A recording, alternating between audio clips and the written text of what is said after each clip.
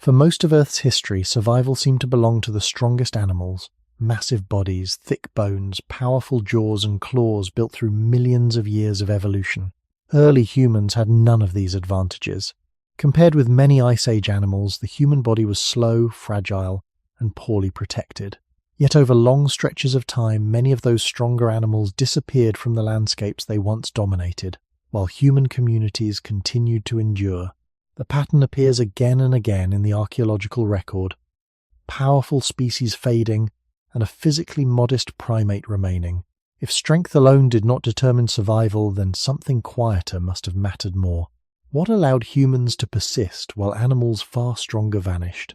Why did humans survive when stronger animals disappeared? Long before the first villages appeared, the landscapes where humans lived were already filled with animals whose bodies seemed far better prepared for survival. In many regions of Africa and Eurasia, large mammals dominated open plains, forests, and river valleys.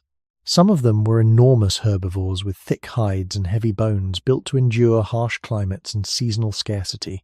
Others were powerful predators with sharp teeth, strong jaws, and bodies shaped for speed or ambush. In comparison, the human body was modest and unremarkable. A human could not outrun most hoofed animals across open ground. Human skin offered little protection against cold or injury. Our teeth were not designed to tear through thick hide, and our hands had no natural claws. If one simply compared bodies, humans did not appear to belong among the strongest animals of their time. This contrast becomes clearer when looking at the kinds of creatures that shared the same environments. Across many parts of the world lived large grazers, heavy browsing animals, and formidable carnivores. These species were the result of long evolutionary histories in which physical traits directly supported survival in difficult landscapes. Thick fur protected against cold seasons. Powerful muscles allowed long migrations in search of food and water. Sharp senses helped detect predators or prey across wide distances. In such environments, strength, endurance, and specialized bodies seemed to define success. From a distance, it might appear that the animal with the most powerful body would always have the advantage. Yet early humans entered this world without those obvious strengths. Fossil evidence suggests that the human body developed along a different path. Instead of thick hides or heavy bones, humans evolved upright posture, flexible hands, and relatively large brains compared with body size. None of these features made humans the strongest creature in their surroundings. In fact, many animals living beside early humans could overpower a human easily in direct confrontation. The landscapes of deep human history therefore contained a quiet tension. On one side stood animals shaped by millions of years of physical specialization. On the other stood a primate whose body looked unusually fragile when compared to those neighbors. Archaeological discoveries across Africa, the Near East, and Eurasia show that humans lived within ecosystems where these larger animals were common. Fossilized bones, ancient footprints, and traces of tools suggest that humans often shared water sources, migration routes, and seasonal habitats with animals far larger than themselves. This was not a world where humans dominated the environment. Instead, humans were one participant among many species, competing for food, safety, and space. When imagining this world, it becomes important not to project modern assumptions backward into the past. Early humans did not enter an empty landscape waiting to be controlled. They entered ecosystems already shaped by long histories of animal life. The strength and size of many of these animals suggest that survival in such environments might depend heavily on physical power or specialized adaptations. If one were asked to predict which species would endure through long stretches of environmental change, it would seem reasonable to expect that those animals with the strongest bodies and most formidable defenses would have the greatest advantage. Yet the long record of life preserved in fossils and archaeological sites tells a more complicated story. Over very long periods of time, many of those powerful animals disappeared from the landscapes where they once thrived. Their bones remain in caves, river sediments, and ancient plains, marking the presence of species that no longer exist. Meanwhile, humans, despite their relatively fragile bodies, continue to appear again and again in those same records. This contrast forms the quiet puzzle at the center of our story. In a world where strength seemed so important, the species that remained was not the strongest one. Long before the first villages appeared, Human beings lived in environments where survival was shared with animals far stronger and more physically specialized than themselves. The plains, forests, and river valleys of Africa and Eurasia were home to large herbivores that could travel long distances in search of food and water, and to predators whose bodies had evolved for strength, speed, and precision. Thick fur protected many animals from cold seasons. Powerful limbs allowed long migrations across open land. Teeth and claws were shaped by millions of years of adaptation to hunting or defense. When viewed beside such animals, the human body appeared unusual. It lacked many of the traits that seemed essential in that world. Human skin offered little protection against weather or injury. Our teeth were small compared with those of carnivores. Our muscles, though capable of endurance, did not provide the explosive strength of many predators. A human standing alone in such a landscape would not seem like the most formidable creature present. The fossil record suggests that early humans shared their environments with animals that had long evolutionary histories in those same ecosystems. Many species had adapted to very specific ecological roles. Some grazed on grasses across open plains, moving in large groups that reduced the risk from predators. Others browsed on leaves and branches in wooded landscapes. Predators developed strategies suited to their prey, whether through ambush, speed, or cooperation within their own groups. Each of these animals carried within its body the marks of long-term specialization. Their forms were shaped by environments that rewarded strength, size, and physical defenses. When archaeologists study ancient landscapes, they often find evidence of this shared world. Fossilized bones from animals appear alongside traces of human activity such as stone tools or hearth remains. These discoveries suggest that humans did not live apart from other species, but instead moved within the same ecological networks. Water sources, migration corridors, and seasonal feeding grounds were often used by multiple species. Early humans therefore lived in landscapes where they regularly encountered animals that were larger, stronger, and sometimes dangerous. This context helps explain why the physical appearance of humans can seem puzzling when viewed only through the lens of survival strength. In a world filled with powerful animals, humans appear relatively lightly built. Even compared with other primates, the human body emphasizes different abilities. The upright posture of humans frees the hands for carrying and manipulation rather than locomotion. The hands themselves are capable of precise movements that few animals can match. These traits do not directly increase strength in the way large muscles or thick hides might. Instead, they suggest that human survival depended on a different combination of abilities. Archaeological sites show that humans often occupied landscapes over long periods of time, returning to familiar locations where resources could be found. These places might include riverbanks where water and animals were present, caves that offered shelter, or open areas where stone suitable for tool-making could be collected. Over many generations, these repeated movements across the land created patterns that archaeologists can still detect. Stone tools left behind by early humans appear in layers of sediment that correspond with ancient climates and environments. These tools reveal that humans interacted with their surroundings in ways that were not based solely on physical strength. When looking at the broader record of deep time, it becomes clear that many animals with impressive physical adaptations did not remain permanently within those landscapes. Changes in climate, vegetation, and ecological balance gradually reshaped the environments in which they lived. Fossil evidence from different regions shows that entire groups of animals appeared, flourished for long periods, and eventually disappeared. Meanwhile, traces of human presence continue across those same time spans, moving with shifting environments and adapting to changing conditions. The question raised by this pattern is not simply why humans survived. The deeper puzzle is why physical strength alone did not determine which species endured. The landscapes where early humans lived were not empty or simple. They were complex environments shaped by many interacting species. Within that complexity, the modest human body followed a path that did not rely on being the strongest creature present. Across many ancient landscapes, the animals that seemed most secure in their environments were often the ones with bodies built for a single way of living. Some grazers were shaped to spend most of their time moving across open grasslands, following seasonal growth of plants. Their teeth, digestive systems, and long legs were well suited to that specific pattern of life. Other animals were adapted to dense forests, where their bodies allowed them to browse on leaves or move quietly among trees. Predators also followed particular strategies. Some relied on bursts of speed across open ground, while others depended on stealth and ambush in thick vegetation. Over long stretches of evolutionary time, these specializations allowed species to thrive in the environments where they were best adapted. When conditions remained relatively stable, such physical precision could be extremely effective. Yet the environments where early humans lived were rarely stable over long periods. Climate shifts gradually altered rainfall, vegetation, and the distribution of animals. Glacial cycles changed temperatures across large regions, sometimes transforming open plains into colder and drier landscapes, or turning forests into grasslands. These changes unfolded slowly on the scale of human lifetimes, but over thousands of years they reshaped entire ecosystems.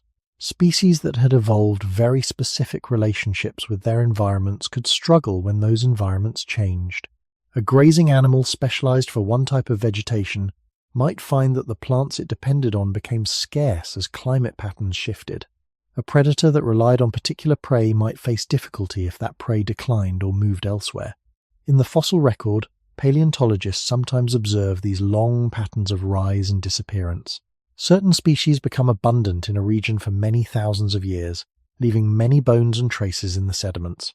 Then, gradually, or sometimes more abruptly, those remains stop appearing in later layers of Earth. The disappearance of a species rarely has a single clear cause. Climate change, competition with other animals, shifts in vegetation, and disease can all influence whether a species continues to thrive. When looking across large spans of time, one pattern becomes noticeable. Many animals that were physically powerful and highly specialized eventually faded from the ecosystems where they had once been common. Their strength had been effective within a particular environmental balance, yet when that balance changed, their bodies could not easily adjust to new conditions. Humans, by contrast, did not depend on a single form of physical specialization. The human body was not the fastest, the strongest, or the most heavily protected. Instead, it was comparatively flexible. Humans could walk long distances on two legs, freeing the hands for carrying objects or tools. The human diet was not limited to a single kind of plant or prey animal. Archaeological evidence suggests that humans gathered a wide range of foods, including plants, small animals, and occasionally larger prey when conditions allowed. This broad diet meant that humans were less tightly bound to a single ecological niche. When environments changed, humans could shift their behavior in response. If one food source became scarce, others might still be available. If a landscape became colder or drier, groups of humans could move to nearby regions where resources were more reliable. Such adjustments did not eliminate the dangers of prehistoric life, but they offered a different kind of resilience. Instead of relying on strength alone, humans relied on a combination of movement, learning, and cooperation. The archaeological record reflects this gradual adaptability. Stone tools appear in many different environments, from open plains to forested regions and coastal areas. These tools vary in shape and function, suggesting that human groups modified their strategies depending on local conditions. Some tools were designed for cutting plant material. Others were suited for processing animal bones or shaping wood. Each tool represents a small piece of knowledge passed between generations. Over long periods of time, this accumulation of knowledge allowed human communities to respond to changing landscapes in ways that purely physical adaptations could not always achieve. In this sense, the human body did not compete with stronger animals by matching their strength. It followed another path entirely.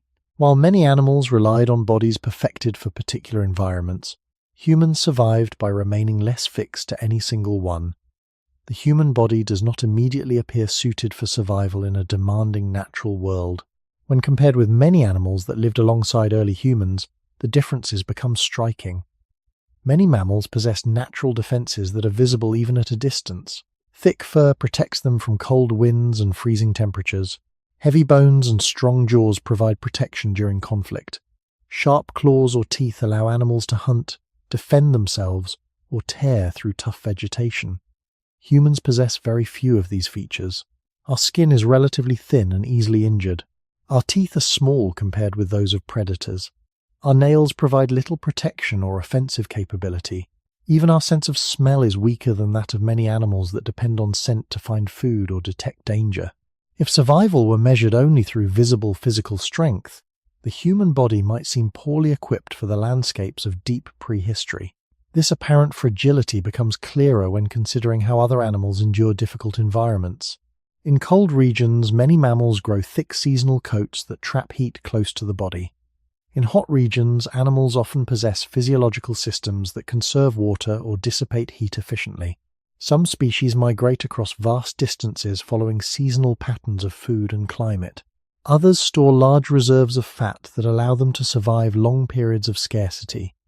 Each of these traits reflects long evolutionary processes that shape the body toward particular environmental conditions. Humans, by contrast, display a different set of biological priorities. The human body does not specialize in extreme strength, speed, or natural armor. Instead, many human features appear modest when compared with animals that evolved specifically for hunting or defense. Yet these modest features reveal something important when examined closely. The upright posture of humans changes the way the body interacts with the landscape. Walking on two legs allows humans to travel long distances while using less energy than many other forms of locomotion. Over time, this ability made it possible for human groups to move gradually across large territories, following shifting resources in changing environments. The structure of the human hand also stands apart from most other animals. The thumb can move in ways that allow precise gripping and manipulation of objects. This ability makes it possible to hold and shape materials such as stone, wood, or bone. Archaeological discoveries show that early humans used these abilities to create simple tools. These tools were not powerful on their own, yet they expanded the ways humans could interact with their surroundings. A sharpened stone edge could cut plant fibers, scrape hides, or process animal bones. These actions allowed humans to access resources that would otherwise remain difficult to use with bare hands alone. The human brain represents another distinctive trait. Compared with body size, the human brain is relatively large. This does not make humans stronger in a direct physical sense, but it allows for learning, memory, and communication. Over generations, knowledge about landscapes, animals, and seasonal patterns could be remembered and shared within groups. Such knowledge helped human communities recognize when particular plants ripened, where water sources could be found during dry periods, or how animals moved across certain terrains. These observations accumulated slowly over many lifetimes.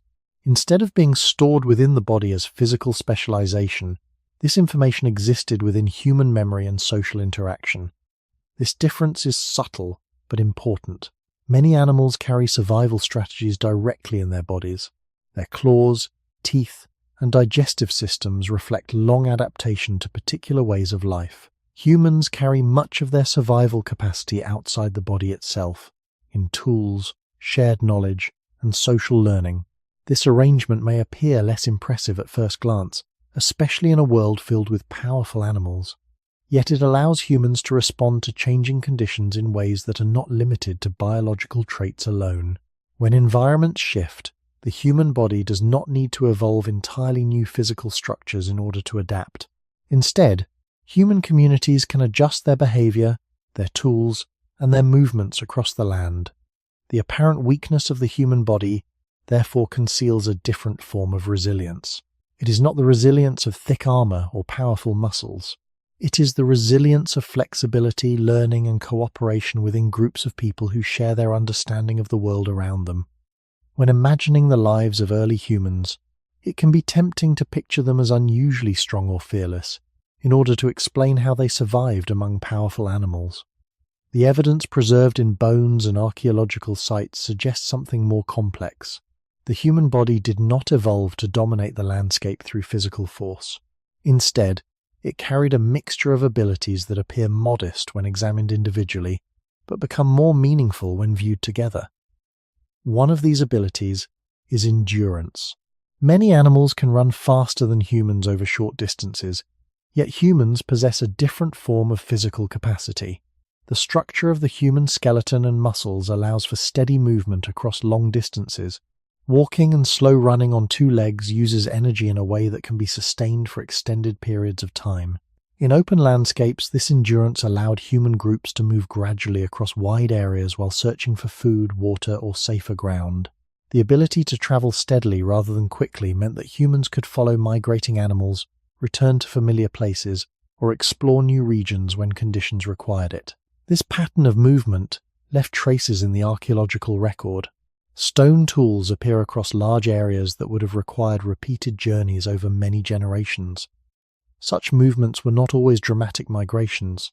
Often they were small seasonal shifts that gradually connected distant landscapes into broader territories used by human communities. Endurance also interacts with another human trait, the ability to regulate body temperature through sweating. Many mammals cool themselves primarily through panting, which limits how long they can sustain intense movement during heat. Humans rely heavily on sweating, which allows heat to escape from the skin as moisture evaporates.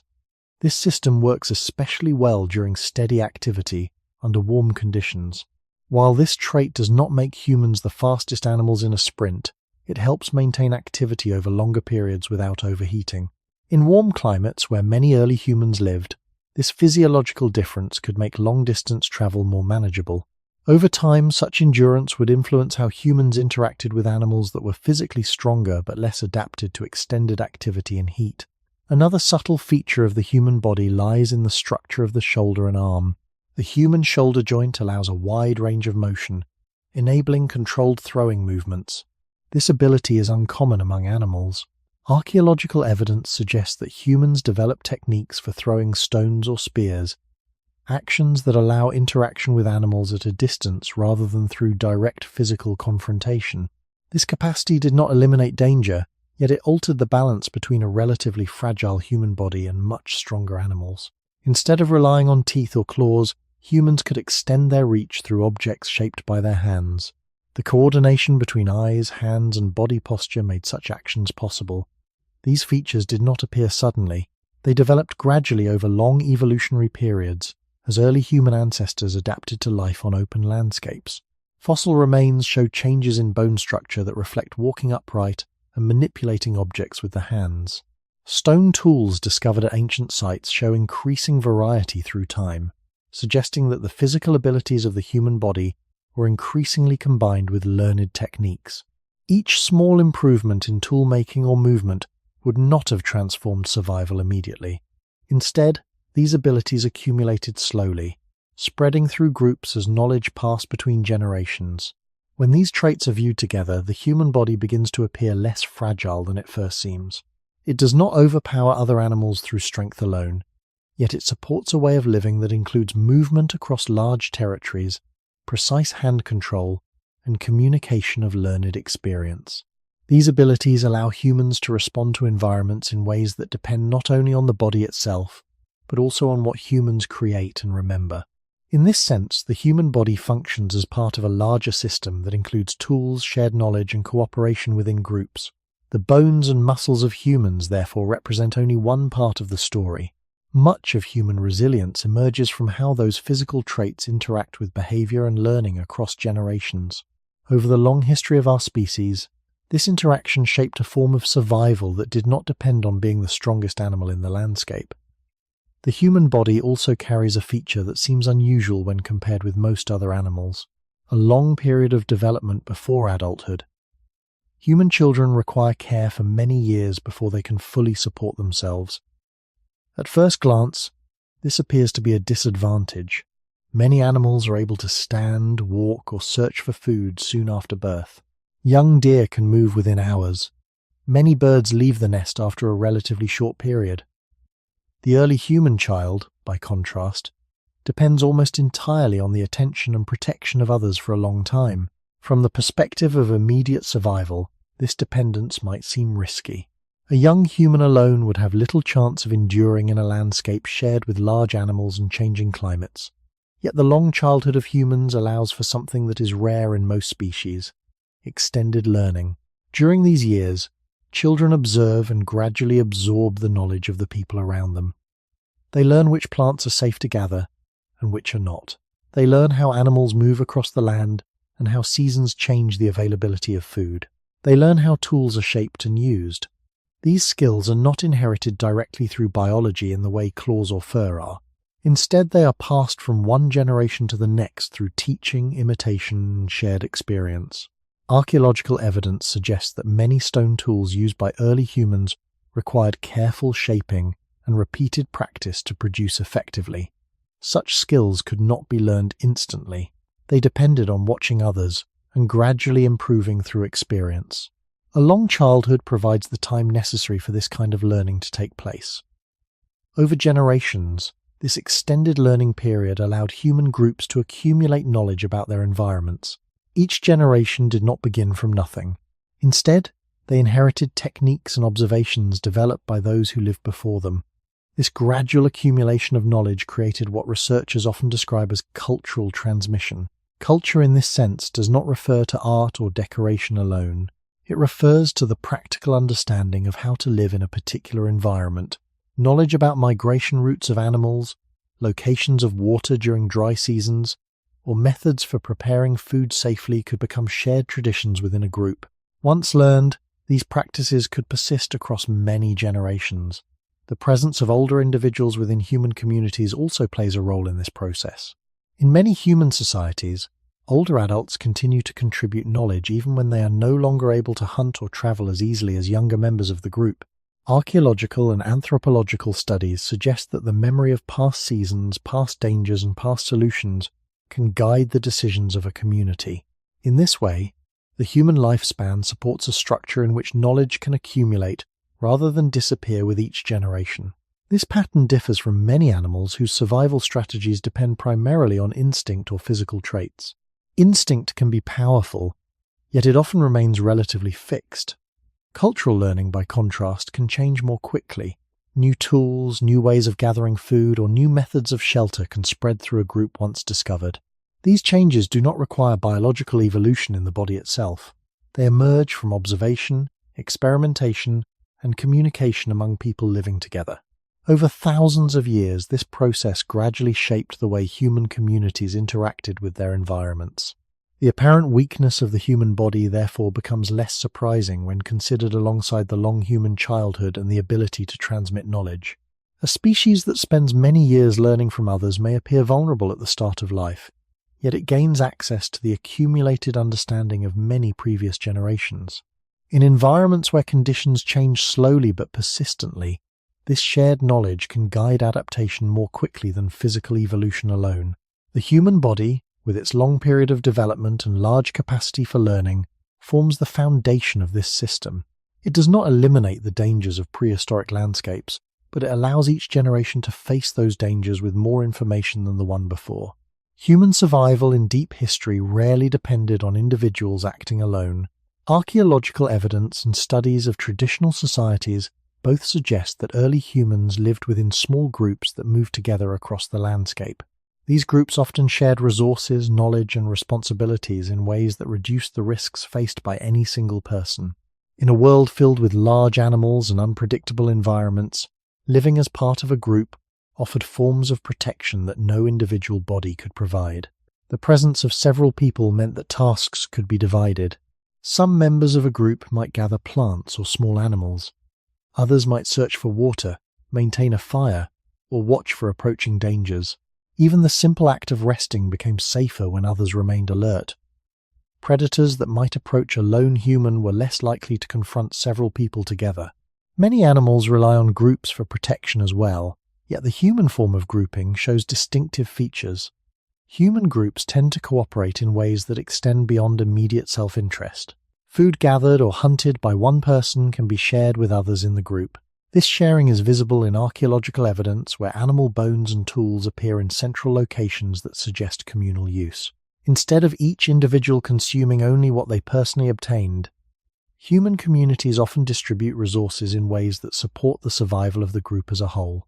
Such behavior reduces the risk that a single failed hunt or a poor gathering day will lead directly to starvation.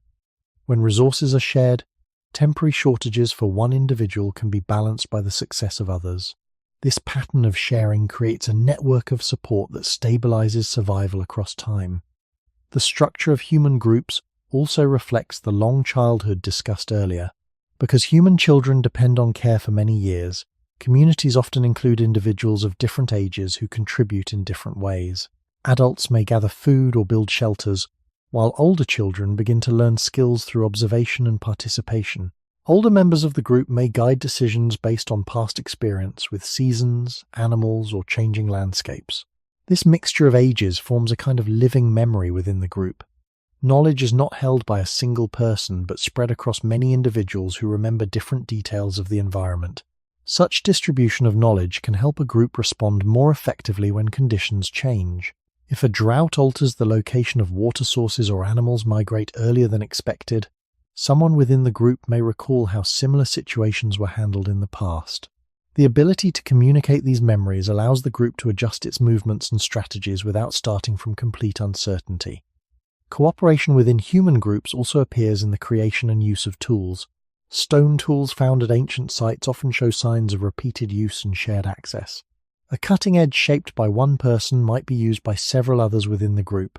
Tools themselves become part of the shared resources that support survival. This collaborative relationship with tools further reduces the need for each individual to rely solely on their own physical strength. Over time, cooperation shapes the rhythm of daily life within human communities. Activities such as gathering food, preparing materials, and maintaining shelter often occur in coordinated ways that allow people to work together. Communication, whether through gestures, sounds, or eventually language, strengthens these connections. As individuals exchange information about where animals were seen or where plants were found, the group gains a clearer understanding of the landscape. In this way, the survival of humans becomes less about the strength of a single body and more about the relationships among many people moving together through the environment. In a landscape where stronger animals lived, this form of social organization offered a quiet advantage. Instead of relying on claws or powerful muscles, humans relied on cooperation, shared effort, and collective awareness of the world around them.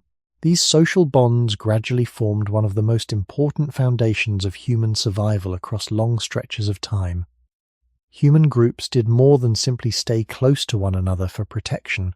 Over long periods of time, they developed patterns of cooperation that shaped how daily life unfolded.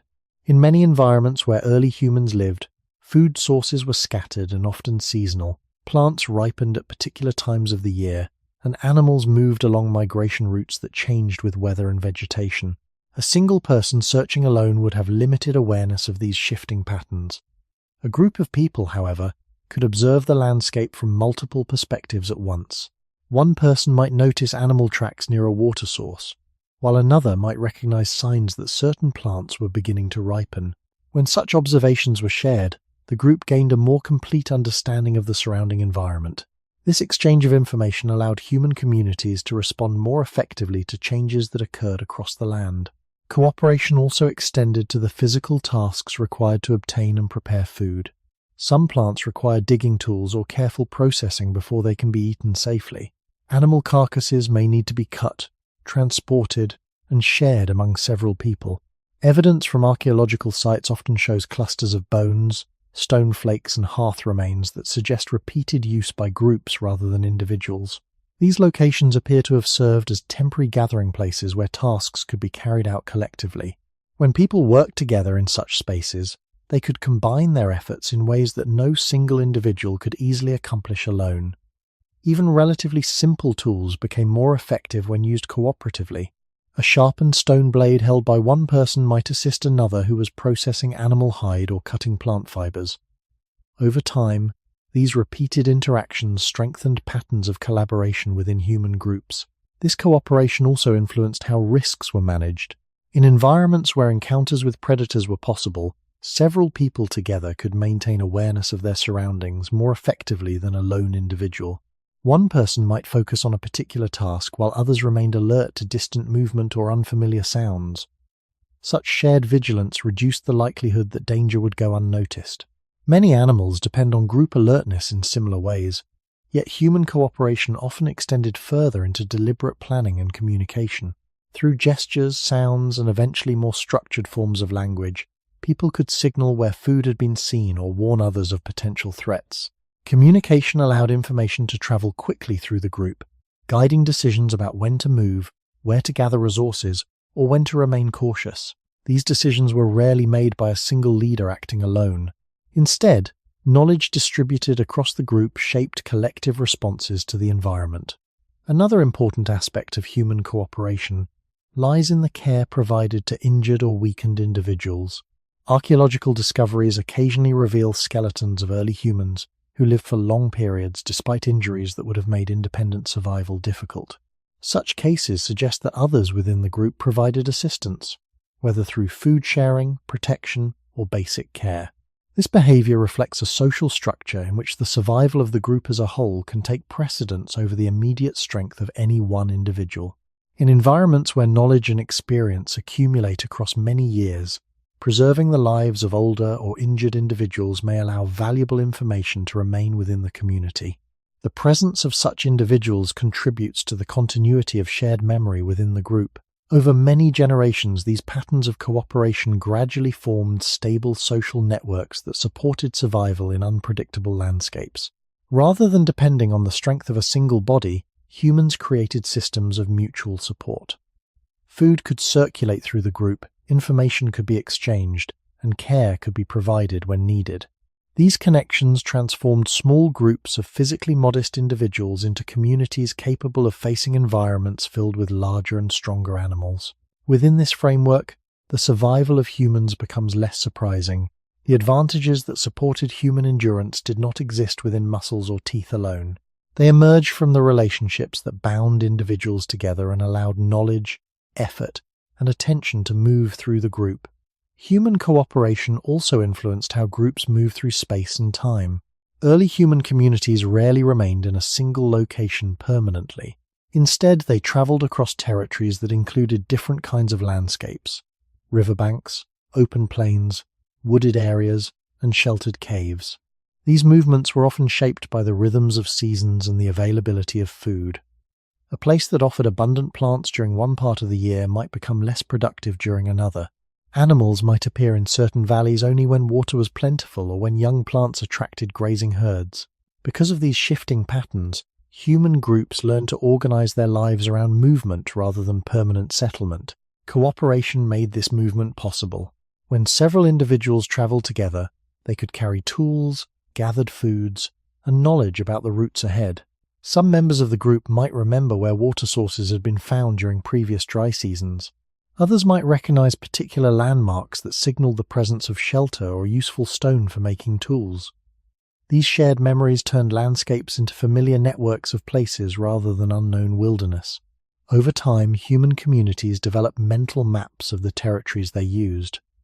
These maps were not written or drawn, but they existed in the stories and experiences passed between generations. Children growing up within the group gradually learned these routes through observation and participation. They learned which valleys held water longer after the rains ended, where certain animals tended to travel, and which hills offered good vantage points for watching the land. This process of learning transformed the landscape into a web of remembered locations connected by paths of movement. Archaeological evidence supports the idea that human groups repeatedly returned to particular places. Layers of stone tools and hearth remains at certain sites suggest that people visited the same locations across many generations. Such places may have served as seasonal gathering points where groups paused during their movements. In these locations, tools were repaired, food was processed, and social connections within the group were reinforced. The repeated use of these sites shows that cooperation extended beyond daily tasks into long-term patterns of shared space. Another feature of human cooperation appears in how groups balance the needs of individuals with the needs of the community. Movement across large territories required decisions about when to travel and when to remain in place. These decisions were likely shaped by discussion and shared observation rather than by a single person acting alone. When food became scarce in one location, the group could draw upon collective memory to consider other possibilities. If a river had dried earlier than expected, someone might recall another water source discovered in a previous season.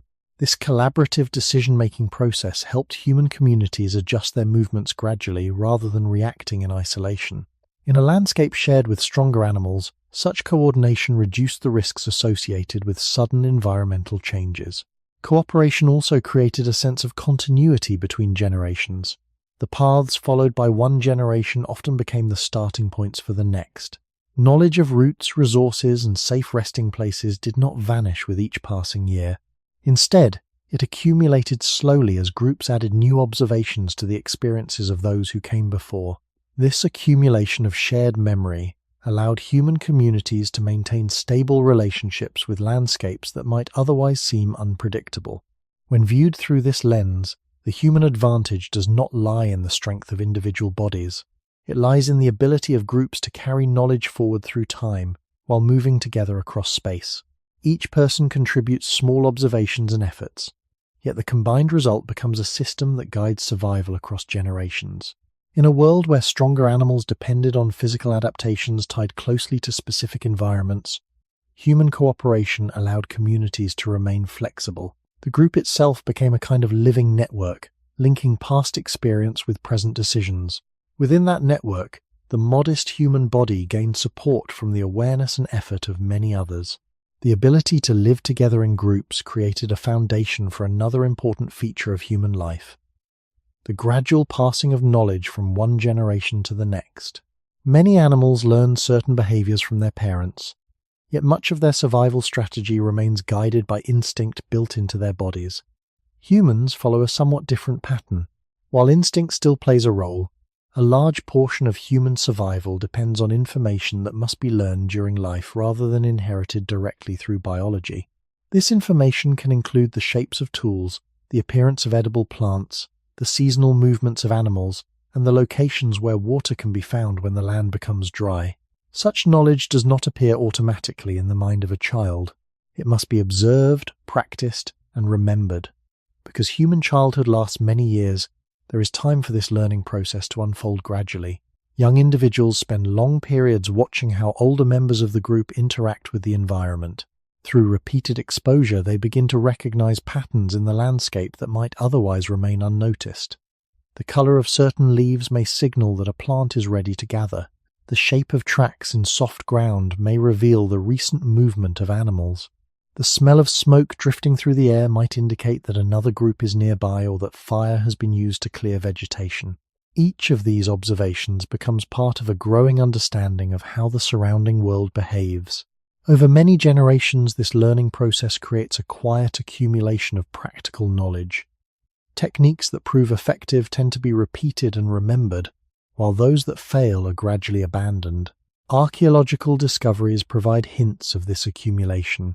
Stone tools from different time periods often show subtle improvements in shape and efficiency. Early tools might consist of simple, sharp flakes removed from a stone core. Later examples reveal more carefully shaped edges or specialized forms designed for particular tasks. These changes suggest that knowledge about toolmaking did not remain fixed. Instead, it slowly developed as people experimented with materials and shared the results with others. Such developments do not require sudden breakthroughs. Even small improvements can spread through a community if they make daily tasks slightly easier or more reliable. Once learned, these methods can be taught to younger members of the group who will carry them forward. In this way, the survival strategies of humans begin to extend beyond the physical limits of individual bodies. Knowledge becomes a kind of invisible tool that travels through time. The importance of this process becomes clearer when considering environments that change gradually across centuries or millennia. A species that depends only on physical traits must wait for biological evolution to produce new adaptations. Humans, by contrast, can adjust behavior and techniques more quickly through learning and communication. If a familiar food source becomes scarce, people may remember alternative plants or animals used in the past. If a tool proves effective in processing a new material, that method can be copied and refined. Each generation, therefore, inherits not only a landscape, but also the accumulated experiences of those who lived before. This inherited knowledge does not remove the dangers of prehistoric life. Storms, droughts, and encounters with animals remain unpredictable, yet shared memory allows human communities to approach these challenges with more preparation than instinct alone might provide. Instead of beginning from uncertainty each time conditions shift, groups can draw upon remembered patterns of what has worked before. In this sense, human survival begins to depend on a partnership between the body and the mind. The body provides the physical ability to move, gather, and shape materials. The mind stores the lessons learned through many years of experience. Together they form a system that gradually strengthens with each passing generation. Knowledge passed between generations did not exist only in the form of spoken instruction or careful observation. Much of it was embedded in daily actions repeated again and again within human communities. When a child watched an older member of the group shape a stone tool, gather a plant, or prepare animal skin, they were witnessing knowledge in motion. These actions carried information about materials, timing, and technique that had been refined over many years. Because such activities were part of ordinary life, learning often occurred quietly through imitation. The young gradually absorbed these patterns simply by being present and participating in small tasks as they grew older. Over time, this constant exposure created a shared understanding of how certain things should be done. For example, the shaping of a stone tool requires recognizing how different rocks fracture when struck. Some stones break in predictable ways that produce sharp edges. Others shatter irregularly and are less useful. Archaeological evidence suggests that early humans repeatedly selected particular types of stone that were well suited to tool making. This choice implies that people had learned, through experience, which materials produced reliable results. The knowledge of where such stones could be found and how to work them became part of the collective memory of the group. Once discovered, these locations might be visited again across many seasons, allowing the group to maintain a steady supply of material for tools. Similar patterns appear in the gathering of plants and the preparation of food. Certain plants require careful handling before they can be safely eaten. Some must be cooked, soaked, or processed to remove harmful substances. Others become edible only at particular stages of growth. These details are difficult to discover through instinct alone. Instead, they are learned gradually through observation and shared practice. Over many generations, the safe and reliable ways of preparing food become traditions within the group. When new members of the community observe these practices, they learn not only what to eat, but how to handle it correctly. Fire also becomes an important part of this transmission of knowledge. Maintaining fire requires attention and understanding of materials such as dry wood and plant fibers that burn effectively. Archaeological traces of ancient hearths suggest that early human groups returned repeatedly to locations where fire had been used before. At these sites, the careful management of fire may have been demonstrated and passed on through daily activity. Young members of the group would gradually learn how to feed a fire, how to protect it from wind or rain, and how to use it for warmth or food preparation. In this way, fire itself becomes part of the shared knowledge carried by the group. The repetition of these activities creates a rhythm of life in which learning and survival are closely connected. Knowledge is not stored in a single person, but distributed across many individuals performing familiar tasks. Each member contributes a small part of the overall system that supports the group. If one person forgets or is absent, others may still remember the necessary steps. This distributed knowledge increases the resilience of the community. It prevents vital information from disappearing entirely if one individual is lost. Over long periods of time, this pattern of shared practice produces subtle improvements. A tool shape that proves easier to handle may gradually replace an older design. A more efficient way of processing plants may spread through the group as others observe its benefits. These changes often occur slowly, sometimes across many generations, yet they leave traces that archaeologists can recognize in the form of evolving tool styles or patterns of site use. Such developments reveal how human communities continuously refine their relationship with the environment. Instead of relying only on inherited physical traits, humans rely on the steady accumulation of experience preserved through shared behavior. In a landscape where stronger animals survive through specialized bodies, humans survive through a growing body of knowledge that moves quietly from one generation to the next. Over long stretches of time, the steady passing of knowledge between generations begins to change the relationship between humans and the landscapes they inhabit. Each small observation about plants, animals, water sources, and seasons adds another layer to the understanding shared within a community. These layers do not appear all at once. They accumulate slowly as people observe patterns that repeat across years. A valley that floods after heavy rain may also become rich with new plant growth shortly afterward. A certain animal may return to the same migration path each year when the weather shifts. A hillside that receives morning sunlight may warm earlier during colder seasons, making it a safer place to rest at night. When such details are remembered and passed on, the environment becomes less unpredictable. What once appeared as a vast and uncertain landscape gradually turns into a network of places associated with particular experiences. In this way, Knowledge allows humans to perceive the land not only as space, but also as memory. These remembered patterns influence how human groups move and settle temporarily within their territories. Instead of wandering without direction, communities often return to places where previous experience has shown that food or shelter can be found. Archaeological evidence supports this pattern through the repeated appearance of tools and hearth remains in certain locations across long spans of time. Layers of ash, broken stone, and animal bones reveal that groups visited the same sites again and again. These repeated visits suggest that knowledge about useful places was preserved and shared across generations. A location known for reliable water or abundant plants might become a regular stop during seasonal movements. Such places function as anchors within the broader landscape, guiding how human communities navigate their surroundings. The presence of these remembered locations also strengthens cooperation within the group. When people share an understanding of the land, they can coordinate their movements more effectively. Decisions about where to travel or where to pause for a time do not depend entirely on chance. Instead, they draw upon the combined experiences of many individuals who remember different aspects of the environment. One person may recall the presence of fruiting trees near a riverbank, while another may remember a sheltered cave that provided protection during past storms. When these memories are exchanged, the group gains a fuller picture of the territory they inhabit. This collective awareness allows humans to respond to environmental changes with greater flexibility than species that rely mainly on instinct. If familiar resources decline, the group may remember alternative locations where similar resources were once found. Such adjustments do not guarantee success, but they reduce the likelihood of complete uncertainty when conditions shift. The gradual development of this shared knowledge transforms the human relationship with time itself. Instead of responding only to immediate circumstances, human communities begin to act with awareness of past events. The memory of previous seasons influences how people interpret the present. If a river runs lower than usual, someone may recall a similar drought in earlier years and suggest a route toward another water source that proved reliable before. In this way, past experience becomes a guide for present decisions. Over many generations, this connection between memory and movement creates a quiet continuity within human life.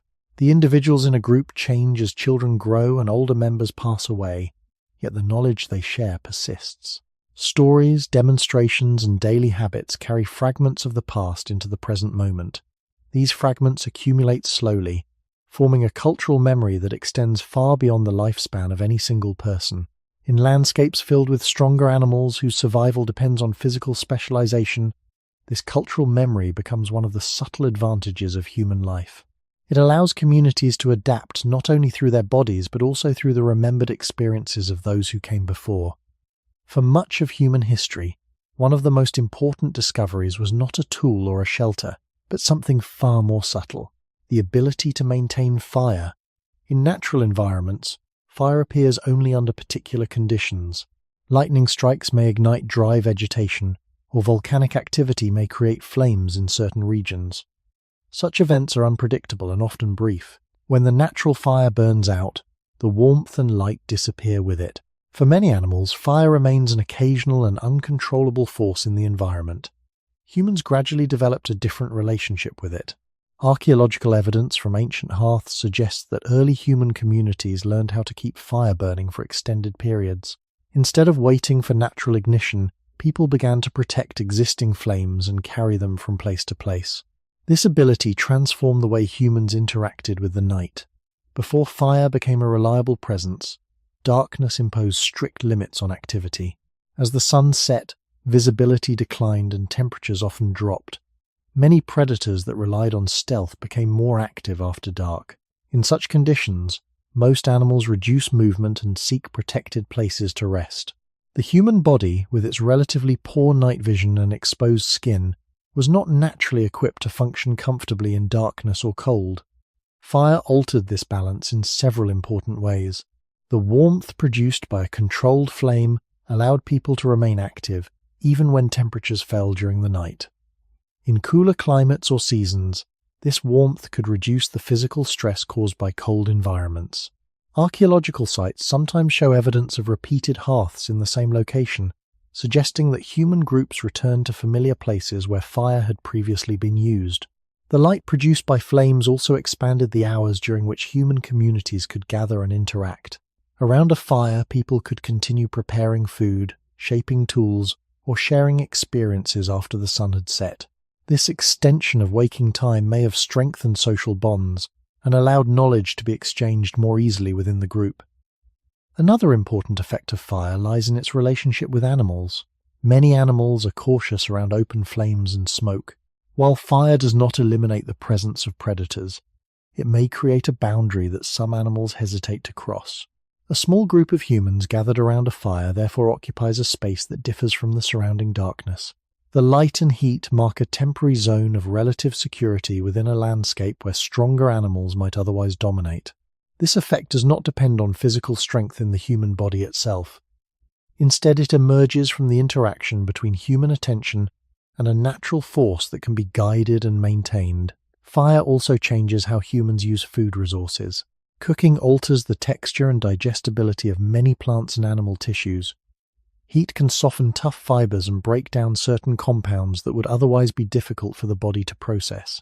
Over long periods of time, regular cooking may have influenced the kinds of foods humans could safely consume. Archaeological traces of burned bones and plant remains suggest that fire was often used in food preparation. These traces appear at sites where human tools and hearth structures are found together, indicating that fire was integrated into daily life. The control of fire, therefore, represents more than a single invention. It forms part of a broader pattern in which human communities learn to manage elements of their environment. Fire must be watched, fed with fuel, and protected from wind or rain. These tasks require cooperation and attention from members of the group. As people learn how to maintain a steady flame, the knowledge becomes another piece of cultural memory passed between generations. A child watching an older person arrange wood around a hearth begins to understand how the fire behaves. Over time, this understanding spreads quietly through the group. In landscapes where stronger animals rely on their bodies alone, humans begin to rely on relationships with tools, materials, and natural forces. Fire becomes one of the most important of these relationships, reshaping the boundaries between day and night, warmth and cold, vulnerability and protection. The presence of fire gradually changed the rhythm of human life in ways that extended beyond warmth and light. Once a community learned to maintain a steady flame, the night was no longer only a period of inactivity and vulnerability. The circle of light created by a fire became a small environment within the larger darkness of the landscape. Within this illuminated space, people could continue activities that daylight had previously limited. Tools could be repaired or shaped, food could be prepared more carefully, and conversations could continue after the sun had disappeared below the horizon. These quiet gatherings around fire likely became regular moments in the daily rhythm of human groups.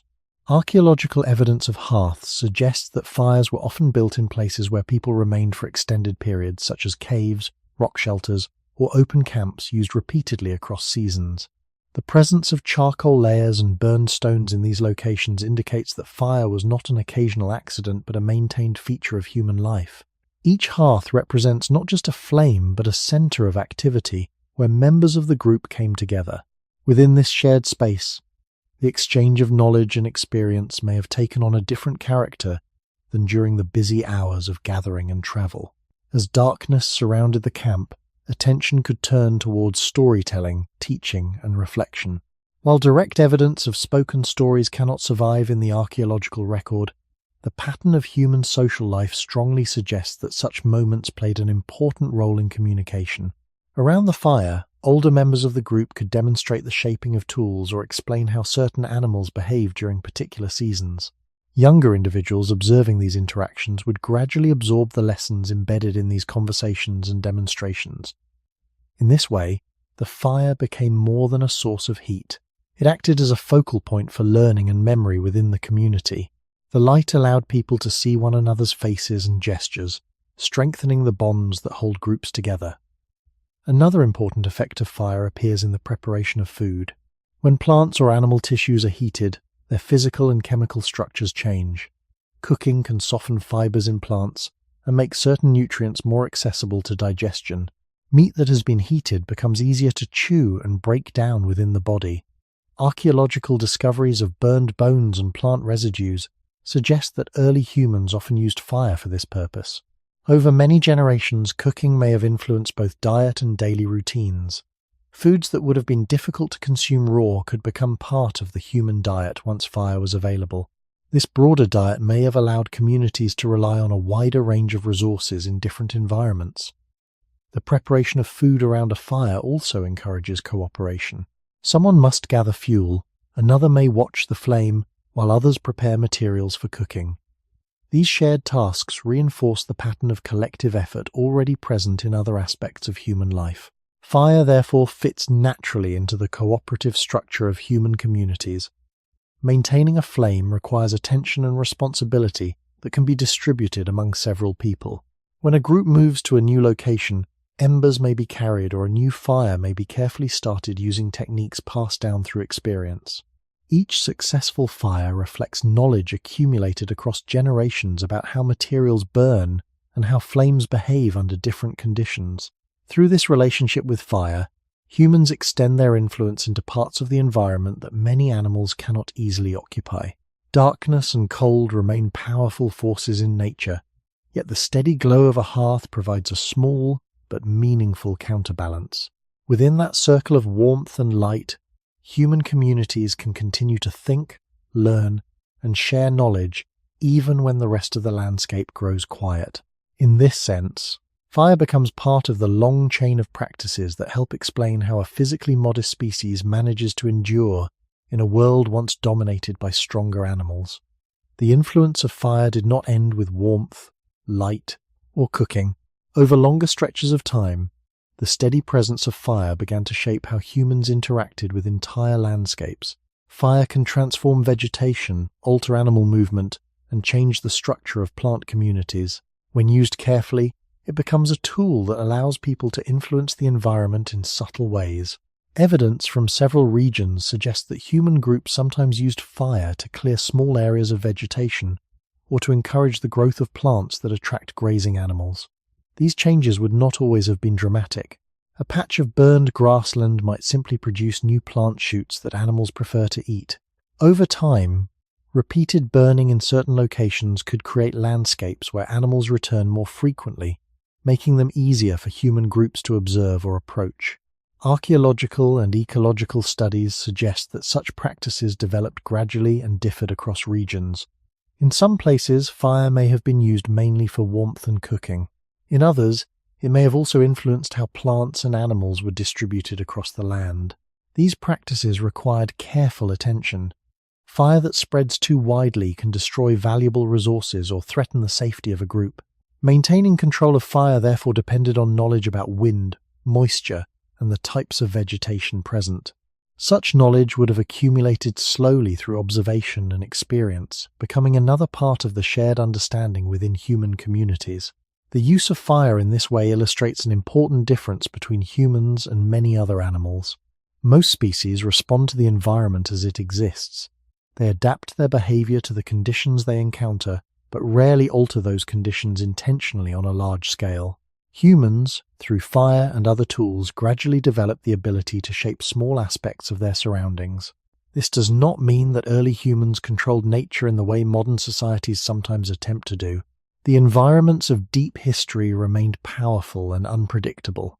Storms, droughts, and seasonal changes still determined where resources appeared and disappeared. Yet the use of fire allowed humans to participate more actively in those ecological processes. By clearing vegetation or maintaining open spaces around camps, groups could influence which plants grew nearby and how animals moved through the area. These changes might seem modest, but over generations they could alter the character of familiar places. Landscapes visited repeatedly by human communities might gradually reflect the presence of those activities.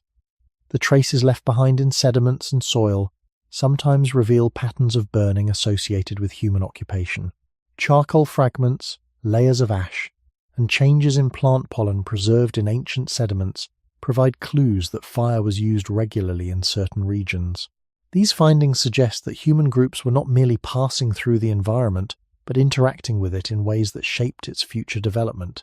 Within the broader story of human survival, this relationship with fire represents another step in the growing partnership between knowledge, cooperation, and the natural world. Fire requires understanding, patience, and careful management. It cannot simply be carried within the body as claws or thick fur might be. Instead, it exists outside the body, maintained through attention and shared effort. The flame must be fed with fuel, protected from rain, and rekindled when it fades. Each of these tasks depends on learning and memory passed through the community. Over long periods of time, fire becomes woven into the daily rhythm of human life. Camps are organized around hearths, tools are shaped beside them, and food is prepared in their warmth. Children watch and learn the behavior of flames just as they learn the movements of animals or the growth of plants. In this way, fire becomes both a practical tool and a symbol of the cooperative knowledge that defines human survival. In landscapes once dominated by stronger animals, this small controlled flame marks the presence of a species whose strength lies not in muscle, but in the ability to learn, remember, and share what it has discovered. The environments where humans lived were rarely constant for long periods of time. Over thousands of years, climates shifted in ways that gradually transformed landscapes across large regions of the Earth.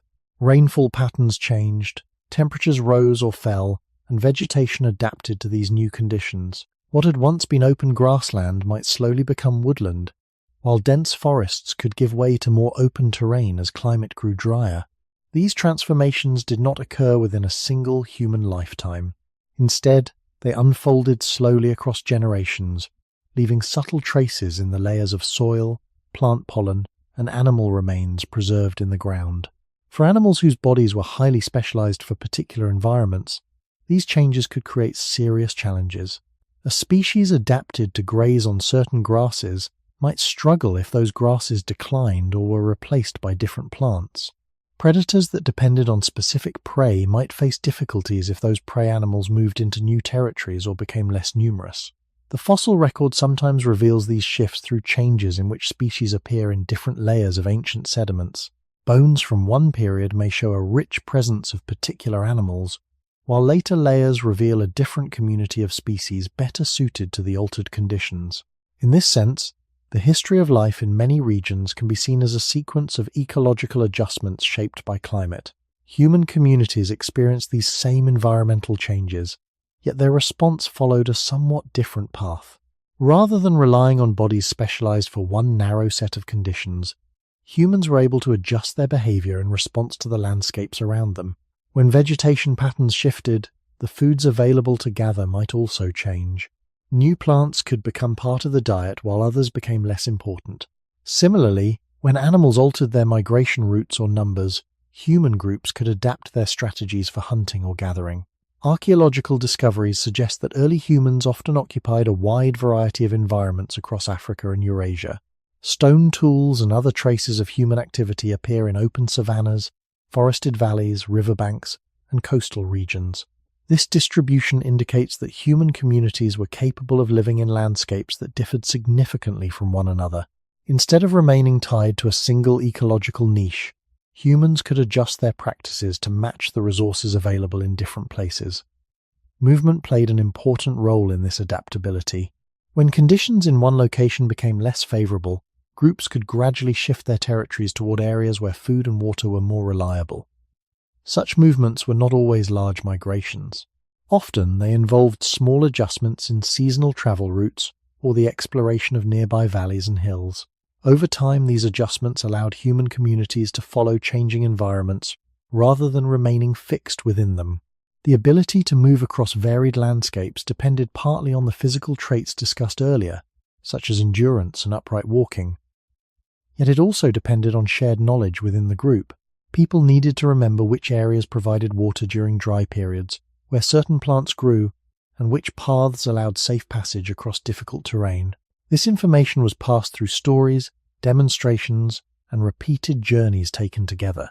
Through this process, landscapes became familiar rather than unknown. Each generation inherited a map of experiences that guided their movements across the land. When viewed through the long perspective of deep history, this flexibility in behavior becomes one of the most important differences between humans and many other animals. Strength and physical specialization may provide advantages within stable environments, but when climates change, flexibility can become more valuable than raw power.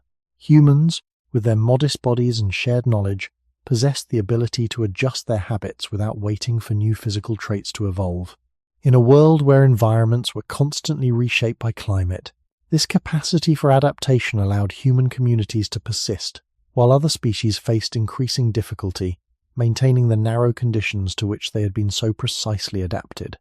When climates change, the transformation rarely appears as a sudden moment visible to those living through it. Instead, the land alters gradually, almost quietly. Rain may fall a little less often over many years. Winters may become slightly colder, or summers may grow longer and drier. Rivers may shrink or shift their courses across the plains. Vegetation responds slowly to these changes. Certain grasses spread where moisture once supported dense shrubs. Forest edges move, expanding into open areas or retreating when the soil dries. These shifts may seem small when viewed within a single generation, yet over centuries they reshape entire ecosystems. Animals that depend closely on particular plants or habitats must adjust to these changes or seek new territories where familiar conditions still exist. The fossil record sometimes reveals these adjustments through gradual transitions in animal communities.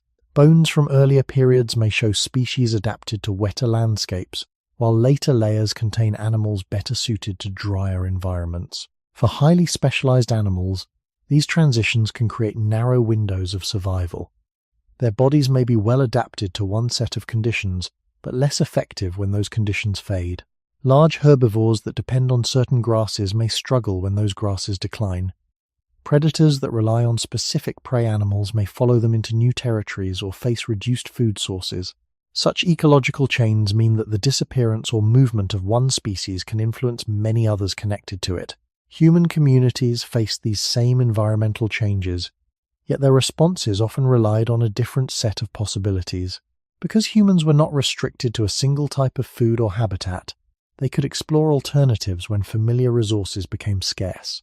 Archaeological evidence suggests that human diets often included a wide range of plants, small animals, fish, and occasionally larger prey. This variety allowed groups to shift their attention from one resource to another depending on seasonal conditions. If a drought reduced the availability of certain plants, people might gather others that grew in shaded or wetter areas. If large animals moved away from a region, smaller animals or aquatic resources might become more important. Such adjustments were not always easy, and periods of environmental stress likely placed heavy demands on human communities. Yet the capacity to change behavior allowed humans to remain present in landscapes where more specialized species struggled to adapt. The ability to observe and remember environmental patterns also played a role in these adjustments. When people noticed that rains had become less predictable, or that certain animals no longer followed familiar routes, these observations could guide decisions about movement. A group might travel toward a valley where water remained longer during dry periods, or toward coastal areas where marine resources offered reliable food. These movements often occurred gradually, guided by the accumulated knowledge discussed earlier. Over time, human territories expanded to include a mosaic of environments connected by seasonal travel routes. Each region offered different resources at different times of the year, creating a flexible system that balanced the uncertainties of changing climates. Archaeological findings of tools and habitation sites across wide geographic areas reflect this adaptability. Human traces appear in deserts, forests, grasslands, and coastal zones, often in layers corresponding to different climatic periods. Such evidence suggests that human communities repeatedly adjusted their strategies to match shifting environmental conditions rather than remaining tied to a single habitat. This pattern of adaptation does not mean that humans were immune to environmental challenges. Climatic shifts could still create periods of scarcity, forcing groups to travel farther or rely on less familiar resources. Yet the ability to modify behavior and explore alternative environments gave humans a resilience that did not depend solely on the physical strength of the body. Instead, survival emerged from a combination of observation, cooperation, and movement across landscapes that were constantly changing. Over many generations, the slow rhythm of climatic change created landscapes that were rarely stable for long. Ice advanced and retreated across northern regions. Rainfall patterns shifted across plains and deserts. Rivers altered their courses as glaciers melted or new sediments reshaped valleys. These processes did not simply transform the scenery, They also changed the availability of water, plants, and animals that formed the foundation of survival for every species living within those environments. In such conditions, the creatures that depended on very specific habitats often faced the greatest difficulty. Large animals adapted to particular grasses, temperatures, or migration routes could struggle when those conditions moved or disappeared. The fossil record sometimes reveals these transitions through the gradual appearance and disappearance of species across layers of ancient sediment. Certain animals become common in one period and then slowly vanish as the environment shifts beyond the limits of their adaptation. Humans lived within these same landscapes, exposed to the same winds, cold seasons, and unpredictable rains. Yet the way human communities interacted with these changes followed a different pattern. Rather than remaining fixed within one ecological setting, human groups often moved across multiple environments within the same territory.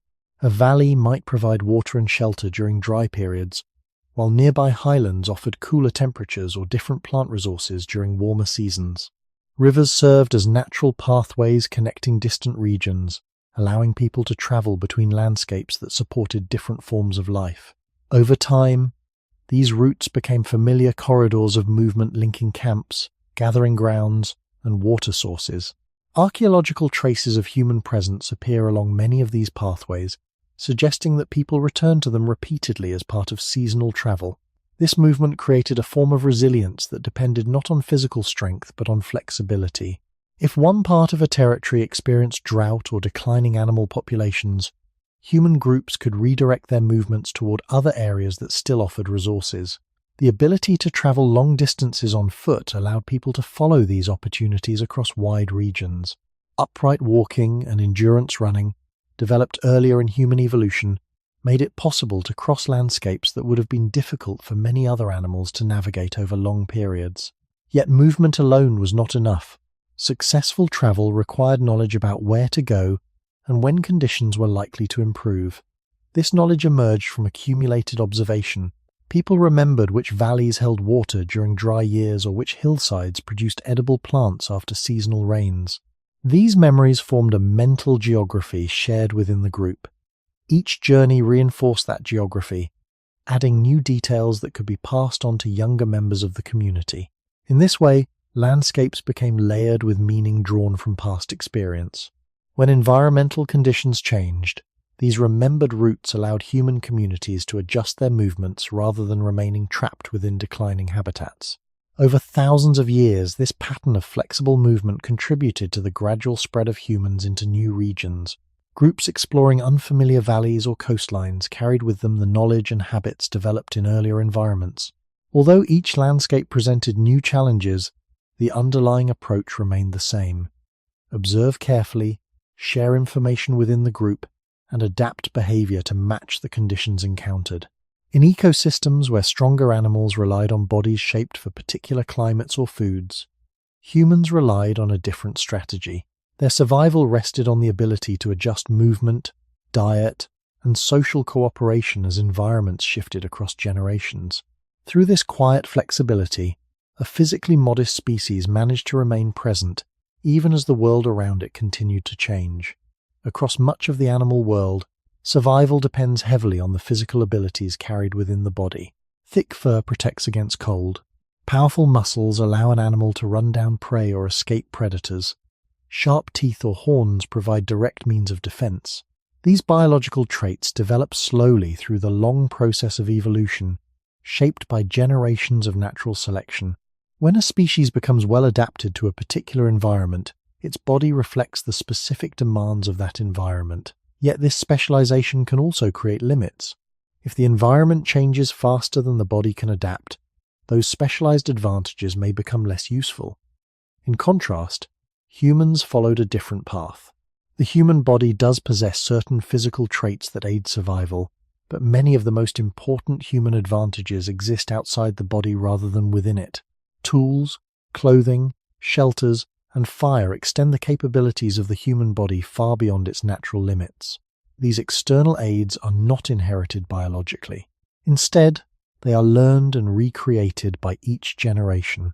This difference creates a form of flexibility that biological traits alone cannot easily match.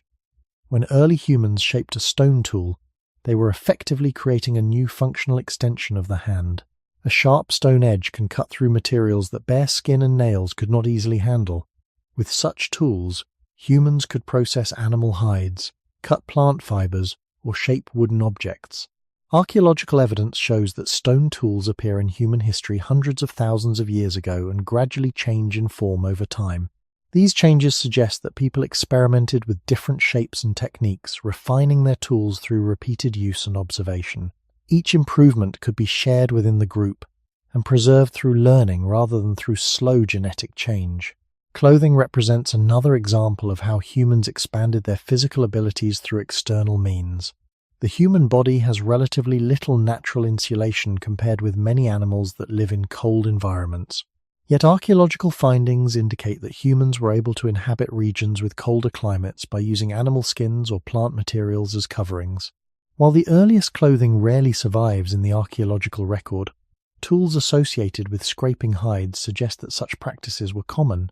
By wearing layers of skin or fiber, humans could remain active in temperatures that would otherwise place heavy stress on the body. This adaptation did not require the growth of thicker fur over generations. Instead, it relied on the knowledge and cooperation required to prepare and maintain these coverings. Shelters provide a similar extension of the body's natural limits. In open landscapes exposed to wind, rain, or intense sunlight, simple structures made from branches, animal skins, or natural rock formations could provide protection. Even temporary shelters help regulate temperature and reduce exposure to harsh conditions. Archaeological remains of post holes, stone arrangements, or modified caves suggest that early human groups sometimes constructed such spaces to support daily life. These structures were rarely permanent, yet their repeated appearance across sites indicates that humans understood how to shape their surroundings to meet their needs. The significance of these external adaptations lies in how quickly they can change. A biological trait requires many generations to evolve through natural selection. A tool design or shelter structure, however, can be modified within a single generation as people experiment and share new ideas. If one method proves more effective, it can spread rapidly within a community. This speed of cultural adaptation allows humans to respond to challenges without waiting for slow physical changes in the body. In a world where climates shift and environments vary widely from one region to another, this flexibility becomes a powerful advantage. Stronger animals may carry formidable biological tools built into their bodies, yet humans carry something different, a growing system of knowledge and technology that expands the reach of a relatively modest body far beyond its natural boundaries. The use of tools and constructed objects gradually created a world in which human survival depended not only on the body, but on the relationship between the body and its surroundings. A stone blade, a shaped wooden spear, or a carefully prepared shelter all represent ways in which humans extend their abilities beyond the limits of muscle, bone, and skin. These objects do not exist naturally in the environment in the forms humans require. They must be shaped, repaired, and replaced through repeated effort. Because of this, every tool carries within it the memory of how it was made. When one person demonstrates how to strike a stone so that it breaks along a predictable edge, that knowledge becomes part of the shared understanding of the group. Over time, such demonstrations allow techniques to pass from older members of the community to younger ones. Archaeological evidence of stone tools shows gradual patterns of refinement across long periods. Early tools often appear as simple flakes removed from larger stones, yet later examples reveal more deliberate shaping that produces sharper and more durable edges. These patterns suggest that human communities did not merely use tools but continually experimented with them. A tool that proved useful could be copied by others, while less effective designs might slowly disappear from use. In this way, tool-making became a form of cultural evolution, unfolding alongside biological evolution. The body remained relatively constant, but the objects surrounding the body grew more varied and specialized. Hunting provides a clear example of how this external system could influence survival. A human attempting to capture an animal with bare hands would face enormous difficulty, especially against species larger or faster than themselves. With the aid of tools such as sharpened wooden spears or stone points, the situation changes. The tool allows the force of a human arm to be concentrated into a small, sharp point capable of penetrating animal hide. This transformation does not rely on greater physical strength, but on the clever shaping of materials. Evidence of stone points attached to wooden shafts appears in several archaeological contexts, indicating that humans combined multiple materials to create more effective hunting tools. Such combinations reflect a deeper understanding of how different materials behave. Wood provides flexibility and reach, while stone offers sharpness and durability. Together they create a tool that neither material could provide alone. The same principle appears in the preparation of shelters. Branches arranged in a particular structure may support animal skins that block wind or rain. Stones placed around a hearth can help contain a fire and reflect heat toward the people gathered nearby. Each of these arrangements represents knowledge about how materials interact with natural forces such as gravity, heat, and weather. These designs rarely remain fixed. Human groups adjust them according to the conditions they encounter. A shelter built in a windy plain may differ from one constructed in a forest where branches are abundant. Through observation and practice, communities learn which arrangements work best in each setting. The important point is that these solutions can change quickly. When a new idea proves useful, it spreads through teaching and imitation rather than through the slow process of biological adaptation. This capacity to modify tools and structures allows humans to respond to challenges in ways that stronger animals cannot easily match. An animal whose survival depends entirely on the shape of its body must wait many generations for natural selection to alter that shape. Humans, by contrast, can alter the tools surrounding their bodies within a single lifetime. This difference does not make humans immune to danger, yet it creates a flexible system that can adjust when environments shift or new opportunities appear. In landscapes once dominated by animals whose strength came from powerful bodies, humans increasingly relied on the quiet strength of invention, cooperation, and the shared memory of how useful objects could be made again and again. Over long periods of time, the growing reliance on tools and constructed environments gradually reshaped the way human communities interacted with the natural world. Instead of responding only to the immediate limits of the body, people began to organize their lives around a network of objects that supported survival. A stone blade carried from place to place, a spear repaired and used again across many hunts, or a shelter rebuilt each season, all became part of this expanding system. Each object represented more than a simple tool.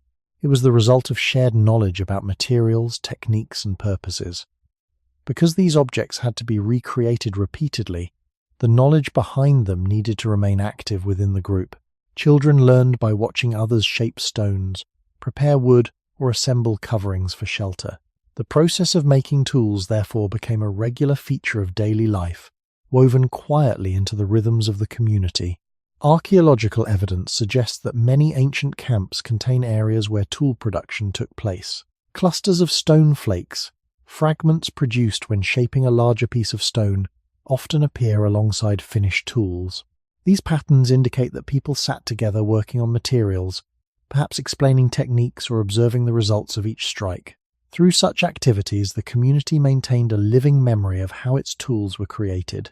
The presence of this shared craft allowed human groups to maintain consistency even as individual members came and went over the years. When one skilled toolmaker grew old or died, others who had learned the process could continue the practice. This continuity meant that survival strategies were not dependent on a single individual's abilities, but were distributed across many members of the group. The system of external tools therefore strengthened the resilience of human communities. Even when conditions became difficult, the knowledge required to rebuild shelters, shape weapons, or prepare materials remained present within the collective experience of the group. Another important feature of this system lies in its ability to combine different elements into more complex solutions. A spear might consist of a wooden shaft, a sharpened stone point, and bindings made from plant fibers or animal sinew. Each component comes from a different part of the environment, yet together they form a single object with greater effectiveness than any one piece alone. The ability to recognize how different materials can work together reflects careful observation of the natural world. People needed to understand which stones fractured predictably, which woods were flexible yet strong, and which fibers could hold a binding tight without breaking. These insights accumulated slowly through repeated experience. Once discovered, they became part of the practical knowledge carried within the community. Such combinations also reveal a deeper pattern in human survival. Rather than relying on one powerful trait, humans tend to assemble many smaller elements into cooperative systems. Tools, shelters, fire, and social knowledge all interact with one another, forming a network that supports life in varied environments. If one element fails, others may still function. A damaged spear can be repaired. A shelter destroyed by weather can be rebuilt. This capacity for reconstruction allows human communities to recover from setbacks that might otherwise threaten survival. Over many generations, the growing complexity of these external systems expanded the range of environments humans could inhabit. Cold regions, open grasslands, forests, and coastal zones each presented different challenges, yet the flexible combination of tools and knowledge allowed people to adapt their strategies accordingly. In a world where stronger animals relied on bodies specialized for narrow conditions, humans relied on a broader system that could be reshaped as needed. Through this quiet partnership between body, tool, and shared knowledge, the human species developed a resilience that did not depend on physical dominance, but on the ability to build and rebuild the means of survival again and again. Human survival has always depended not only on the strength of individuals, but on the structure of the group itself. Many animals live in groups, yet the social patterns found in human communities show certain unusual features. One of the most important is the long period of care required by human children. Compared with many other species, human infants are born in a relatively helpless condition. They require protection, nourishment, and guidance for many years before they are able to care for themselves fully.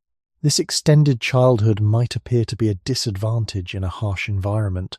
A community that must invest so much time and energy into raising its young faces additional pressures when food becomes scarce or when conditions change. Yet this long developmental period also creates opportunities that shape the structure of human society. Because children remain dependent for such a long time, they spend many years observing and learning from the people around them.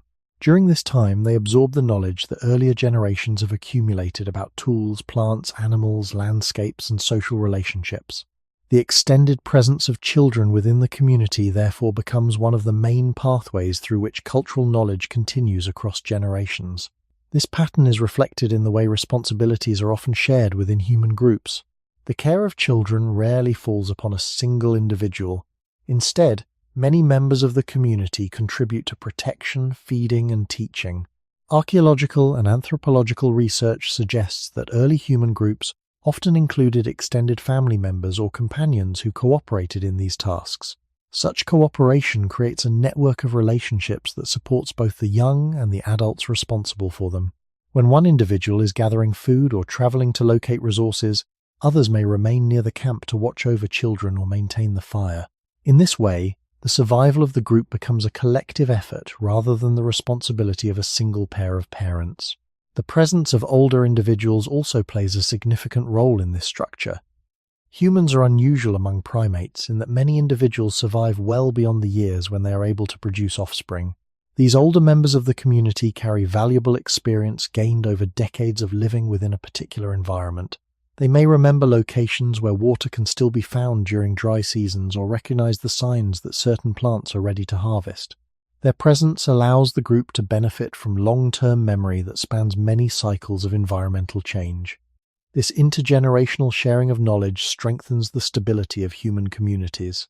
Younger members contribute energy and mobility, while older individuals provide experience and guidance. Together they create a balanced system in which different stages of life support one another.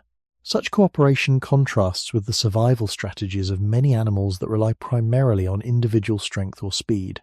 In human groups, the ability of individuals to help one another becomes a central factor in survival. A hunter injured during travel may still be protected by companions who assist with movement or provide food. A child too young to gather resources alone receives care from others within the group. These forms of mutual support allow human communities to endure challenges that might overwhelm solitary individuals. Over many generations, this cooperative structure becomes deeply embedded in human behavior. It shapes how people share food, divide tasks, and pass knowledge from one generation to the next. In landscapes where stronger animals depend on the physical abilities of each individual, humans increasingly depend on the strength of relationships that bind the group together. The survival of the species emerges not from the power of a single body, but from the quiet cooperation of many lives connected through time. Within human communities, cooperation extends beyond the care of children and the sharing of knowledge. It also shapes the way resources are distributed among members of the group. In many animal species, individuals compete directly for food, defending what they capture or gather.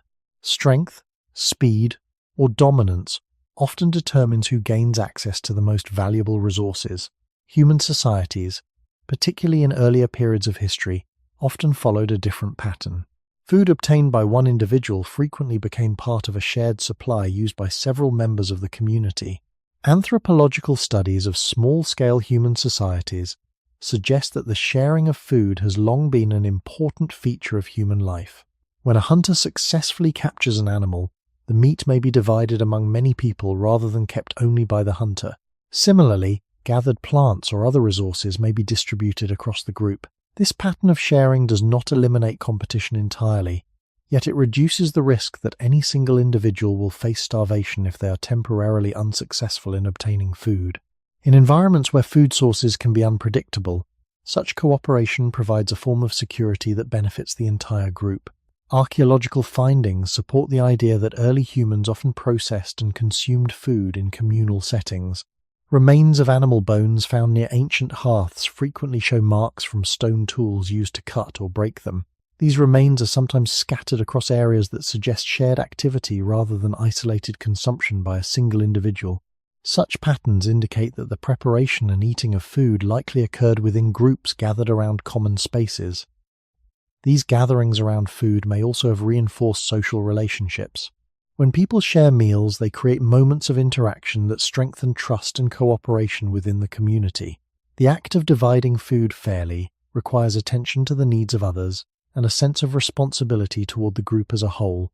Over time, such practices become part of the social expectations that guide behavior. Individuals who contribute to the group are supported when they themselves face difficulty, creating a system in which cooperation becomes advantageous for everyone involved. The distribution of tasks within the group further reflects this cooperative structure. Different members of the community may specialize in certain activities depending on their skills, experience, or stage of life. Some individuals focus more on gathering plant foods, others on hunting animals, while others maintain shelters or care for children. These roles are rarely rigid or permanent, yet the diversity of tasks allows the group to function more efficiently than if every individual attempted to perform every task alone. When these efforts are combined, the group gains access to a wider range of resources than any single person could obtain independently. Another important feature of shared resources is the ability to support individuals during times of injury or illness. In many animal species, individuals that cannot compete for food or defend themselves often face rapid decline. Human communities sometimes respond differently. Evidence from archaeological sites includes skeletons of individuals who lived for many years despite injuries or physical conditions that would have made independent survival extremely difficult. The survival of these individuals suggests that others in the community help provide food or protection during their recovery. Such care reflects a social structure in which the well-being of individuals is connected to the stability of the group. When one person is supported during hardship, they may later contribute knowledge, experience, or assistance in other ways. This cycle of mutual support strengthens the resilience of the community across time. In a world where stronger animals often rely on solitary strength or dominance within small hierarchies, human survival increasingly depended on the quiet strength of cooperation and shared responsibility. Through the distribution of resources, tasks, and care, human groups created systems that allowed many individuals to endure challenges that would overwhelm them alone. As cooperation within human communities became more established, another important feature began to shape the stability of these groups: the gradual development of social memory. This form of memory does not exist only within the mind of a single individual. Instead, it is distributed across the experiences, habits, and shared understandings of many people living together. Each person remembers different aspects of the environment, different skills, and different events from the past. When these memories are combined through conversation and shared activity, they create a collective awareness that extends beyond the knowledge of any one member of the group. This collective awareness becomes especially valuable in environments where conditions change slowly across many seasons or years. One individual might remember a period of unusual drought that occurred decades earlier, while another recalls the location of a distant valley where water remained available during that time. When these memories are shared, the group gains access to information that helps guide present decisions. The value of such long-term memory becomes even clearer when considering the lifespan differences among members of the community. Younger individuals may possess strength and mobility, yet they have experienced only a small portion of the environmental cycles that shape the landscape. Older individuals, by contrast, may carry memories of many years of changing seasons. These memories allow them to recognize patterns that younger members have not yet encountered. The presence of elders within human groups therefore contributes more than physical assistance. Their accumulated experiences form an important layer of knowledge that helps the community interpret present conditions in the context of the past. Archaeological evidence suggests that human communities often maintained stable social structures that allowed such long-term relationships to persist. Burial sites and repeated habitation layers indicate that groups return to the same areas across multiple generations. These patterns imply that communities maintained connections to particular landscapes and to the memories associated with those places. When people gather repeatedly at familiar locations, they reinforce the stories and experiences tied to those environments. Over time, these stories become part of the cultural identity of the group. They describe where resources can be found, where dangers may appear, and how the land has changed over previous seasons or generations. The presence of shared stories also strengthens cooperation. When individuals see themselves as part of a continuing group connected through common memories, they are more likely to support one another during times of uncertainty. The group becomes more than a collection of individuals pursuing separate survival strategies. It becomes a network of relationships grounded in shared experiences and expectations. These connections allow knowledge to move smoothly between generations, preserving lessons learned from past challenges. This continuity does not eliminate hardship. Human communities still faced unpredictable weather, changing animal populations, and periods when food was scarce. Yet the presence of social memory provided guidance during such moments. Instead of confronting each difficulty without reference to the past, groups could draw upon the accumulated experiences of those who had lived before them. In landscapes where stronger animals depended primarily on instinct and physical ability, humans increasingly relied on this expanding network of shared memory and cooperation. Through it, the survival of the group became linked not only to present actions but also to the remembered knowledge carried forward across generations. In the long history of life on Earth, many animals evolved bodies designed for remarkable physical performance. Some could run with extraordinary speed across open plains. Others developed powerful jaws capable of crushing bone or thick horns used in combat with rivals.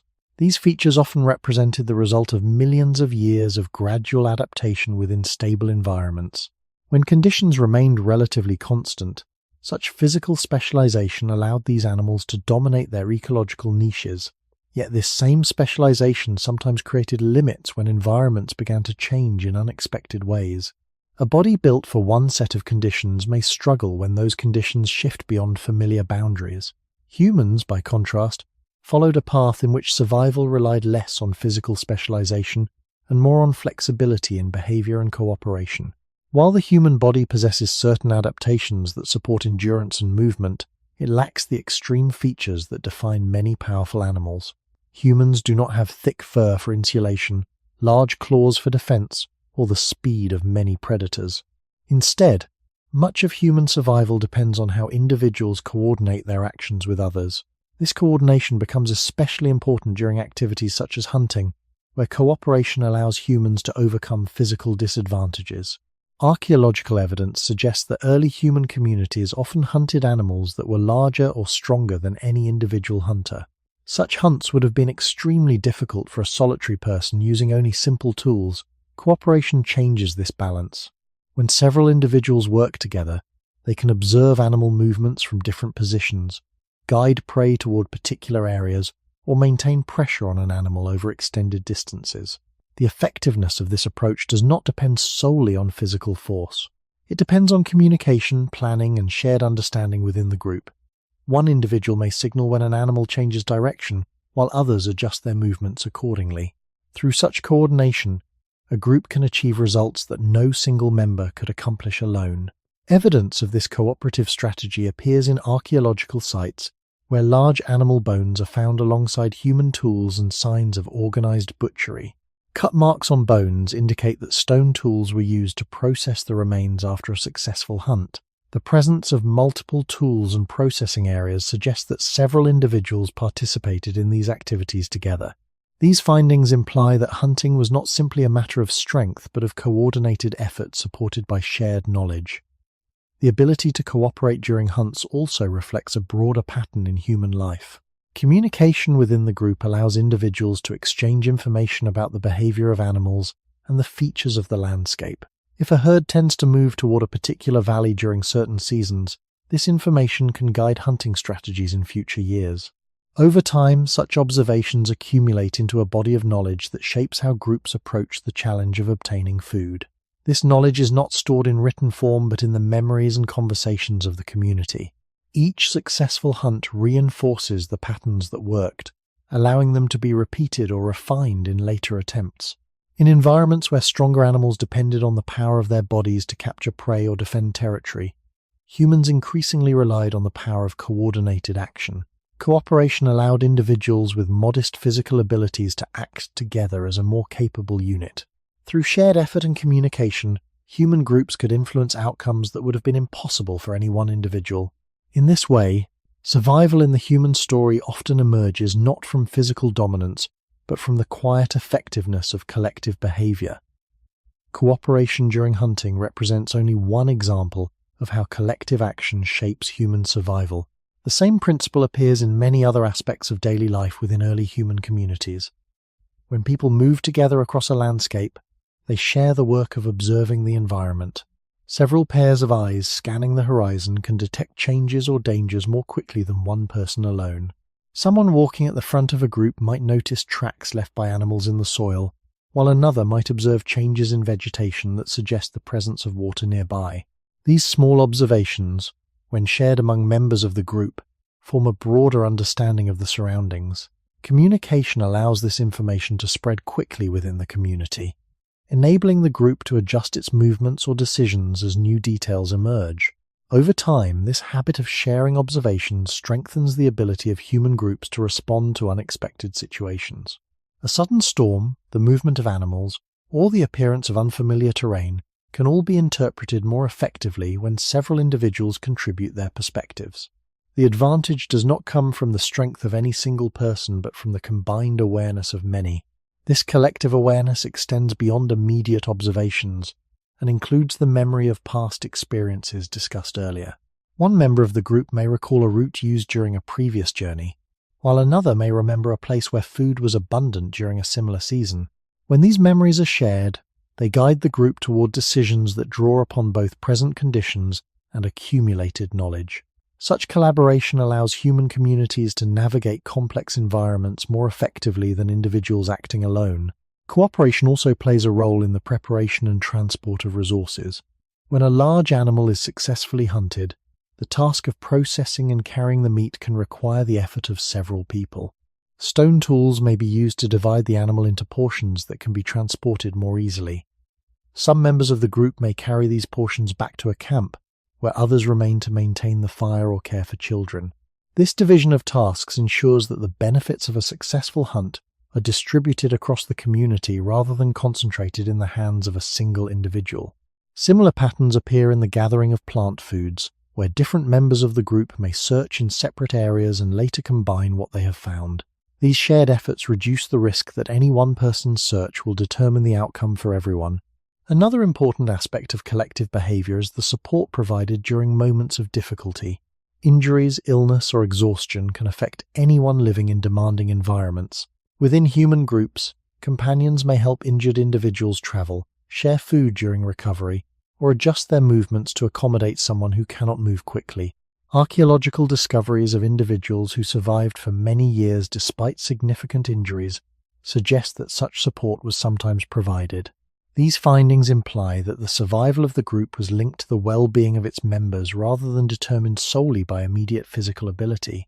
Through such patterns of cooperation, human communities create a system in which individual strengths contribute to the stability of the whole group.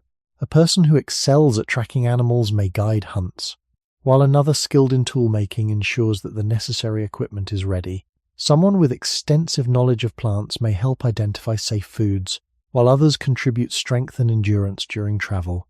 Each role supports the others, forming a network of abilities that allows the group to function as a coordinated unit.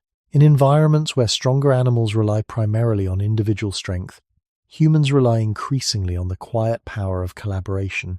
By combining observation, memory, and shared effort, human groups transform many modest abilities into a collective advantage that extends far beyond what any single individual could achieve alone. When cooperation becomes a regular part of daily life, it begins to shape not only how tasks are completed, but also how people understand their place within the group. Over many generations, human communities developed patterns of behavior that encouraged individuals to act in ways that supported the stability of the whole. These patterns were not written as formal rules, yet they were reinforced through shared expectations and repeated experience. When food was divided among members of the group, when responsibilities were distributed during travel, or when care was given to those who were injured or young, individuals learned that their actions affected the survival of others. This awareness created a social environment in which cooperation became more than a practical strategy. It became part of the way people understood themselves in relation to those around them. Communication played an important role in maintaining this structure. Humans possess an unusual capacity for complex vocal communication compared with most other animals. Through spoken language and expressive gestures, individuals can describe events that occurred earlier in the day, explain where resources might be found, or warn others about dangers observed along a path. This ability allows information to move rapidly through the group. Instead of each person discovering important details through direct experience, knowledge can spread through conversation and observation. Over time, this exchange of information helps align the actions of individuals with the needs of the group. For example, if one member observes signs that a herd of animals has moved toward a distant valley, that information can guide the group's next journey. In this way, communication supports the cooperative patterns already present in hunting, gathering, and movement across landscapes. The development of shared signals and spoken language also allows humans to coordinate complex actions that unfold over time. During a hunt, one person may signal to others when an animal changes direction. When constructing a shelter or maintaining a fire, individuals can communicate about the placement of materials or the tasks that still need attention. These forms of coordination allow groups to act with a level of organization that would be difficult without communication. Archaeological evidence cannot preserve spoken words, yet the presence of coordinated activities, such as organized hunting, repeated camp structures, and consistent tool designs suggests that communication played an essential role in these practices. Another effect of communication is the strengthening of social bonds within the group. Conversations around a fire, shared stories about past journeys, and discussions of future plans help maintain a sense of unity among members of the community. These exchanges reinforce the idea that each individual is part of a continuing group whose experiences extend beyond the present moment. When people feel connected through shared understanding and memory, they are more likely to cooperate during moments of uncertainty or danger. The group becomes a source of support that individuals rely upon when facing challenges that would be overwhelming alone. Over long periods of time, this system of cooperation and communication shapes the way human communities respond to their environment. Decisions about movement, hunting, or shelter are rarely made in isolation. Instead, they emerge from conversations and shared observations within the group. This collective approach allows humans to combine different perspectives and experiences, producing solutions that draw upon the strengths of many individuals.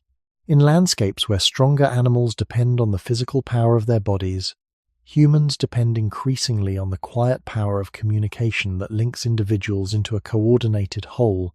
Through this connection, a species without claws, horns, or thick armor gradually becomes capable of acting with a unity that multiplies the effectiveness of each individual effort. Across the long span of human history, survival rarely depended on a single advantage. Instead, it emerged from the interaction of many small abilities working together. The human body provided endurance and the ability to travel across landscapes. Tools extended the reach of the hand. Fire created warmth and light where darkness and cold once limited activity. Cooperation allowed groups to act with greater effectiveness than any individual alone. Communication carried knowledge from one mind to another, and memory preserved the experiences of earlier generations. Each of these elements on its own might appear modest. None could easily match the raw strength of large predators or the physical defenses of heavily built animals. Yet when combined, these elements formed a system of survival that functioned very differently from the strategies used by many other species. This system did not rely on dominance within a single environment. Instead, it created the flexibility needed to adjust when conditions changed. Over thousands of years, climates shifted, vegetation patterns moved across continents, and many animal populations rose or declined. In such a world, survival favored those who could respond to change, rather than those perfectly adapted to a single set of conditions. Humans increasingly depended on their ability to learn from the environment and modify their behavior accordingly. Archaeological evidence shows that human communities appeared in a wide variety of environments across Africa and Eurasia over long periods of time. Stone tools, hearth remains, and traces of shelters appear in grasslands, forests, river valleys, coastal regions, and even areas with colder climates. These discoveries suggest that humans did not remain confined to one ecological niche. Instead, they carried with them a flexible system of knowledge and cooperation that allowed them to adjust to many different landscapes. When entering a new environment, people observed the plants and animals present, experimented with available materials for tools, and adapted their habits to match local conditions. This process did not occur instantly. It unfolded gradually as groups spent time learning about the new surroundings. Yet once these lessons were understood, they could be shared within the community and passed on to future generations. In this way, each new landscape became another chapter in the growing store of human experience. The advantage of this approach becomes clearer when considering the limitations faced by highly specialized animals. A creature whose survival depends on one particular plant species or one type of habitat may struggle if that resource disappears. Even powerful predators can decline if the animals they hunt become scarce. Humans, by contrast, often relied on a broader range of foods and strategies. Plants, small animals, fish, and occasionally larger prey all contributed to the human diet. If one source became less reliable, others might still be available. The ability to switch between resources reduced the risk that a single environmental change would threaten the entire group. This diversity of strategies reflects the combined influence of the abilities explored throughout this story. Endurance allows movement between environments. Tools and fire expand the ways resources can be used. Cooperation and communication allow knowledge to spread within the group. Together they create a form of resilience that does not depend on physical strength alone. Over long stretches of time, this resilience allowed human communities to remain present, even as stronger animals faced increasing difficulty, maintaining the narrow conditions that supported their survival. The landscapes of deep history were never static. They shifted slowly under the influence of climate, water, and time. Within this changing world, humans survived not by overpowering nature, but by learning how to live within its transformations. When the different elements of human survival begin to work together over many generations, their combined influence gradually shapes a pattern that becomes visible across the archaeological record. Human presence appears again and again in places where the environment was far from easy. Stone tools are found in open plains where large grazing animals once moved in great herds. Hearth remains appear in caves that provided temporary shelter from wind and cold. Campsites along rivers and coastlines reveal how people used water sources and marine life as part of their survival strategies. Each of these locations represents a moment when human communities learned something about the land around them. The knowledge gained in one place did not remain isolated. As people moved through landscapes and shared their experiences with others, these lessons became part of a growing network of understanding that stretched across generations. This gradual accumulation of experience created a quiet advantage that did not rely on physical dominance. Stronger animals often depended on the immediate power of their bodies, yet humans depended increasingly on the stored memory of past encounters with the environment. When a group entered a familiar valley, they did not see only trees, rocks, or water.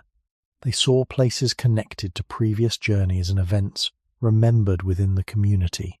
A particular hillside might be known as a place where animals once gathered during a dry season. A bend in a river might be remembered as a reliable source of fish or fresh water. These memories turned the landscape into something more than a physical space. It became a map shaped by experience, guiding decisions about where to travel, where to rest, and where resources might still be found when conditions changed.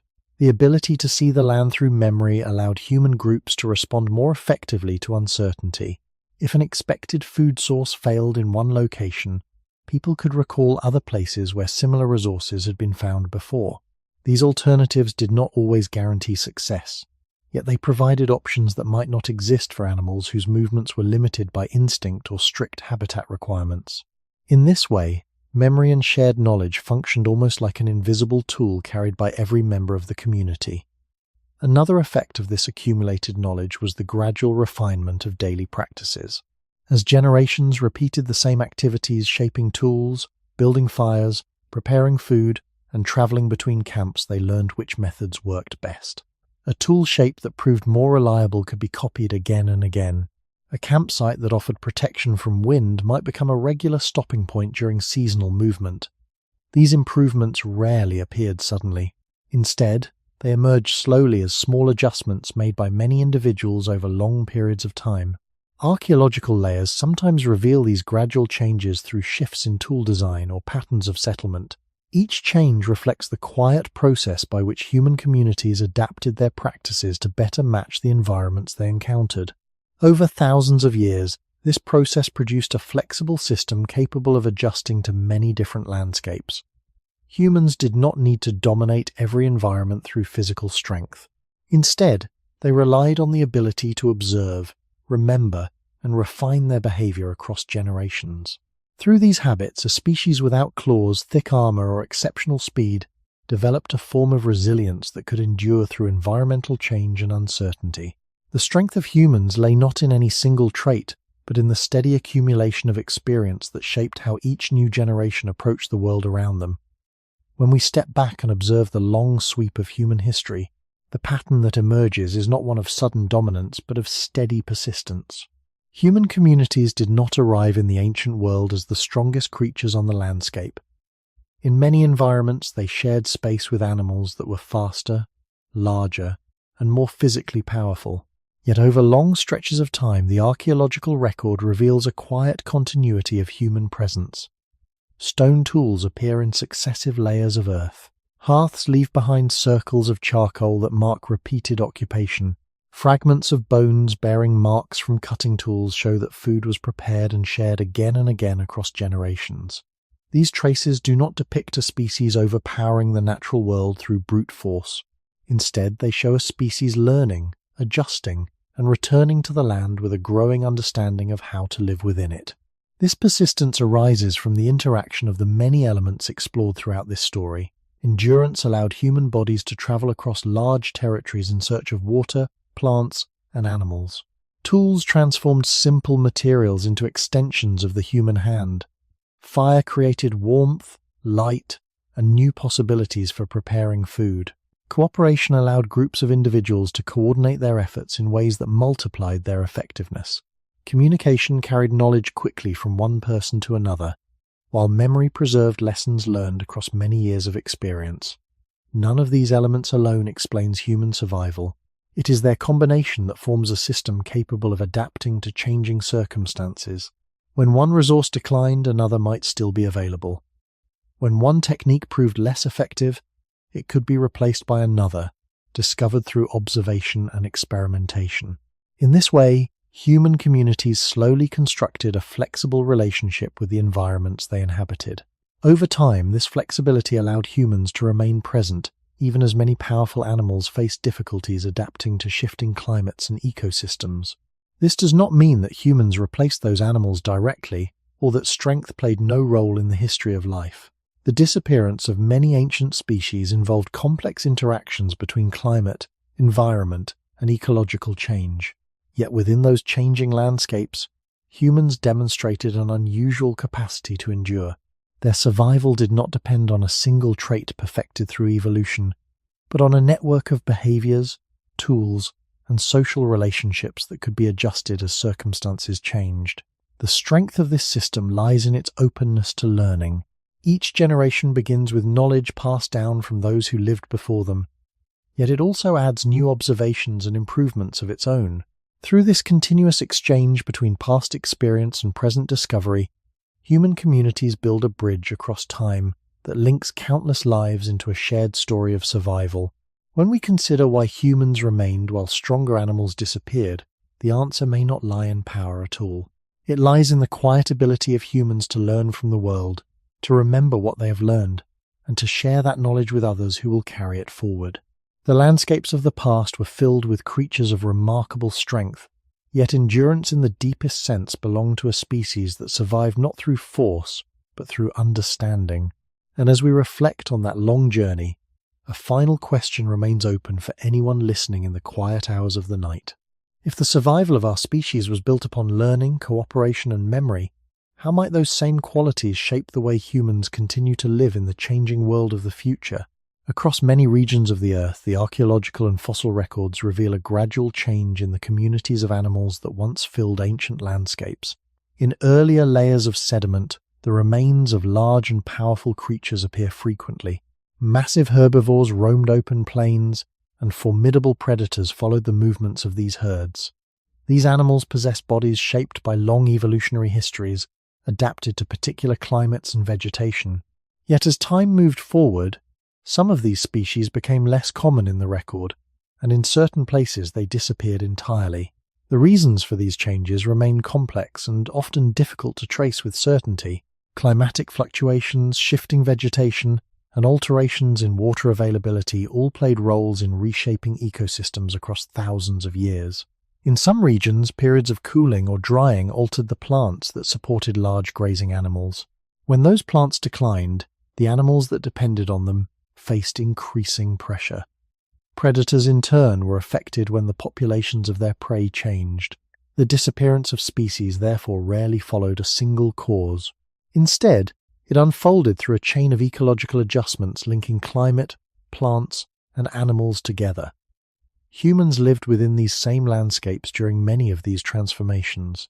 Archaeological evidence shows that human communities shared environments with large animals for long periods of time.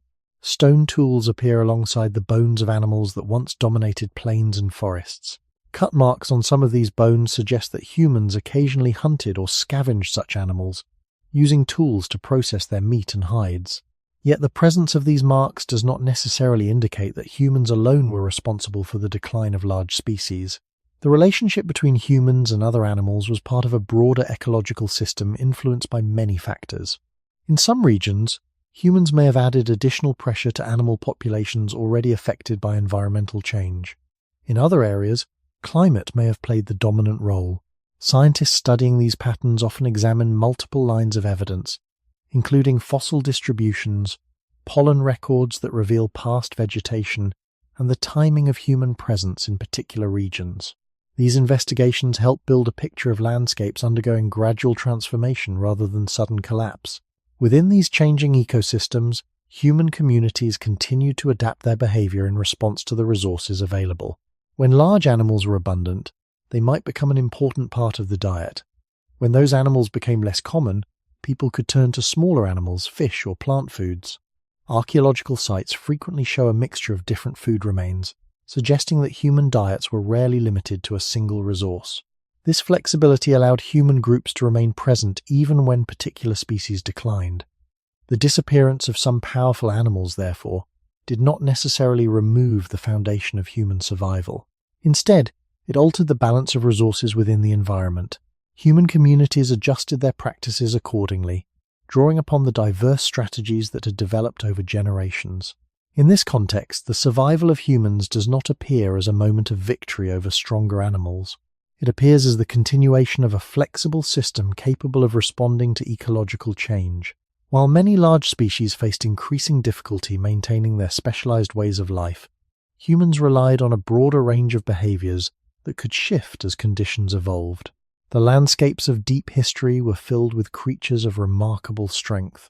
Yet the record preserved in earth and stone shows that endurance often belonged to those able to adjust when the world around them slowly transformed. As the balance of ecosystems slowly shifted, The lives of animals and humans alike were shaped by the same forces of climate, vegetation, and changing geography. In some regions, colder periods expanded ice sheets across large areas of the northern continents. In others, warmer phases altered rainfall patterns and transformed grasslands into forests or dry plains. These environmental changes affected the plants that formed the base of the food web. When vegetation changed, the animals that depended on those plants often had to adjust their ranges or adapt to new conditions.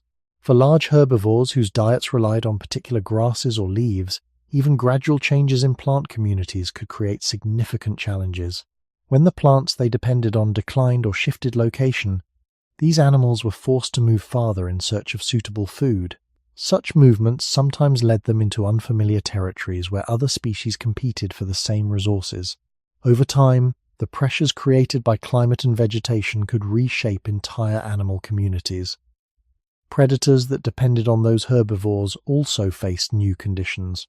If large prey animals became less abundant in a region, predators had to travel farther, adapt to different prey, or gradually decline in number. These ecological relationships meant that the disappearance of one species could influence many others connected to the same food network. The fossil record sometimes reveals these changes through sequences of layers in which certain species become less common before eventually vanishing from the region altogether. Such patterns suggest a long process of ecological adjustment rather than a sudden event. Humans living within these landscapes experienced the same environmental shifts, yet the ways human communities responded to these changes often differed from the responses available to other species. Because humans did not rely exclusively on a single type of food, they could adjust their diets when particular animals became scarce. Archaeological evidence from ancient camps frequently includes remains of many different foods. Bones of large animals may appear alongside those of smaller mammals, birds, fish, and fragments of plants that were gathered and prepared for consumption. This mixture indicates that human groups used a wide range of resources depending on what the environment offered at a given time. When large animals were plentiful, they provided significant nourishment and materials such as hides and bones for tools. When those animals declined or moved to other regions, humans could rely more heavily on smaller animals, aquatic life, or plant foods. This ability to shift focus among many food sources reduced the dependence on any single species. In addition to flexibility in diet, human communities also adjusted the ways they moved through the landscape. If familiar hunting grounds became less productive, groups could explore other valleys, riverbanks, or coastal areas where different resources were available. Such movements were often guided by knowledge accumulated over generations about where water flowed, where plants grew seasonally, and where animals tended to travel.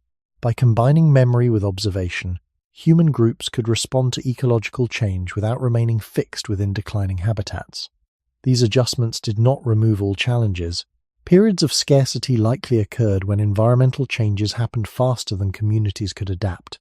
Yet the broader system of human survival allowed for experimentation and adaptation across time. Instead of depending entirely on the continued presence of large animals, humans maintained a flexible relationship with the environment. In this context, the gradual disappearance of many powerful species did not end the possibility of survival for human communities. Rather, it formed part of the complex ecological transformations through which humans continued to navigate the changing landscapes of the ancient world. As time moved forward and the landscapes of the ancient world continued to change, the disappearance of certain large animals gradually altered the balance of life within many ecosystems. Places that once supported herds of massive herbivores began to look different. The grasses they once consumed might spread in new ways, or different plants might take root where grazing pressure had declined. Smaller animals that had once lived in the shadows of larger species sometimes became more visible within these changing environments. The structure of the ecosystem shifted slowly, not through a single dramatic moment, but through the accumulation of many small adjustments unfolding across generations. For human communities, these changes created both challenges and opportunities. Large animals had provided substantial amounts of meat and materials such as bone and hide when they were available. When those animals became less common in certain regions, people could no longer depend on them as reliably as before. Yet the absence of these species did not leave the landscape empty. Other forms of life continued to occupy the environment, and human communities adjusted their attention toward those resources. Smaller mammals, birds, fish, and edible plants all became part of the flexible strategies that supported daily life. Archaeological sites from different periods often reveal this diversity through the remains preserved in ancient camps. Bones of various species appear alongside plant residues and traces of tools used to process them. These discoveries suggest that human communities maintained an adaptable approach to survival, shifting their focus as the availability of resources changed. The ability to notice and respond to such changes required careful observation of the environment. People needed to recognize when animal movements altered or when certain plants appeared in greater abundance during particular seasons. This awareness developed gradually through repeated experiences in the same landscapes. Over time, human groups built an understanding of how ecosystems transformed across seasons and years. Such knowledge helped them anticipate changes and adjust their movements accordingly. If one valley no longer supported the animals it once did, another region might offer different opportunities. These adjustments rarely occurred instantly. They unfolded as communities observed patterns and shared what they had learned with others in the group. Cooperation and communication allowed these observations to guide collective decisions about where to travel and how to use available resources. In this way, the disappearance of powerful animals did not simply mark an end. It also marked the beginning of new ecological relationships within the landscape. Human communities continued to interact with the environment in ways that reflected their flexibility and ability to learn from experience. The absence of certain species changed the structure of the ecosystem, but it did not remove the possibility of life for those able to adjust their behavior. Through observation, shared knowledge, and cooperation, human groups navigated these shifting conditions while many specialized animals faced increasing difficulty, maintaining the habitats and diets upon which they had long depended. When viewed across thousands of years, this quiet adaptability stands out as one of the most significant features of human survival. Strength alone could not guarantee persistence in landscapes constantly reshaped by climate and ecological change. Endurance often belonged instead to those able to recognize transformation and adjust their lives accordingly. When we look across the long arc of human history, the survival of our species begins to appear less like a triumph of strength and more like a story of persistence within a changing world. The ancient landscapes where humans lived were never stable for very long. Ice advanced and retreated across continents, rivers shifted their paths, and the plants and animals that formed each ecosystem gradually changed with the climate. Within these transformations, many powerful species rose to prominence and later declined as the conditions that favored them faded. Their bodies had been shaped through long evolutionary processes to match particular environments. When those environments changed, the same physical specializations that once provided advantage sometimes became limitations. Humans, by contrast, followed a different pattern. The human body did not possess the massive strength of large predators or the heavy armor of many herbivores, yet the survival of human communities rested on a combination of qualities that allowed them to respond to the changing character of the land. People observed the environment carefully, remembered the results of past journeys, and shared what they learned with others. Tools extended the reach of the hand. Fire created warmth and light in places where cold and darkness once limited activity. Cooperation allowed groups to coordinate their efforts in hunting, gathering, and travel. Communication carried knowledge across the community, while long childhoods allowed younger members to absorb the lessons accumulated by earlier generations. Together, these elements formed a flexible system capable of adjusting as circumstances evolved. When a familiar resource declined, human communities could explore alternatives. If one region became less productive, groups could move across the landscape toward areas where water, plants, or animals were more abundant. Such adjustments required effort and uncertainty, yet they offered possibilities that were not always available to species tied closely to a single habitat or diet. Over many generations, this capacity for adaptation allowed humans to remain present within environments that were constantly reshaping themselves. The disappearance of some powerful animals, therefore, did not occur in a simple contest between strength and weakness. Instead, it unfolded within complex ecological systems influenced by climate, vegetation, and many interacting species. Humans were part of those systems, responding to the same environmental pressures as other forms of life. What distinguished human survival was the way knowledge, cooperation, and memory allowed communities to adjust their behavior more rapidly than biological evolution alone could manage. Each generation inherited not only the physical traits of its ancestors, but also the experiences and observations they had gathered. These lessons accumulated slowly, forming a chain of understanding that stretched across time. When individuals faced uncertainty in the present, they could draw upon that chain of memory to guide their actions. In this way, human survival became connected not only to physical ability, but to the collective intelligence of many generations working together. The story of why humans remained while stronger animals disappeared may therefore reveal something fundamental about the nature of endurance itself. Strength can dominate a landscape for a time, yet landscapes rarely remain unchanged. Endurance often belongs instead to those able to learn from the world around them and reshape their behavior as the world continues to move. As the story of human survival unfolds across deep time, it becomes clear that endurance rarely appears as a sudden turning point. Instead, it develops slowly through countless ordinary decisions made by people living within their environments. Each generation faced the same basic questions: where to find food, where to travel when seasons changed, how to protect the group during cold nights or uncertain weather. The answers to these questions were never permanent. They had to be rediscovered and adjusted as landscapes continued to evolve. Rivers that once flowed strongly could dry during long droughts. Plants that flourished in one climate might decline when temperatures shifted. Animals that once passed through a valley each year might alter their routes when vegetation changed.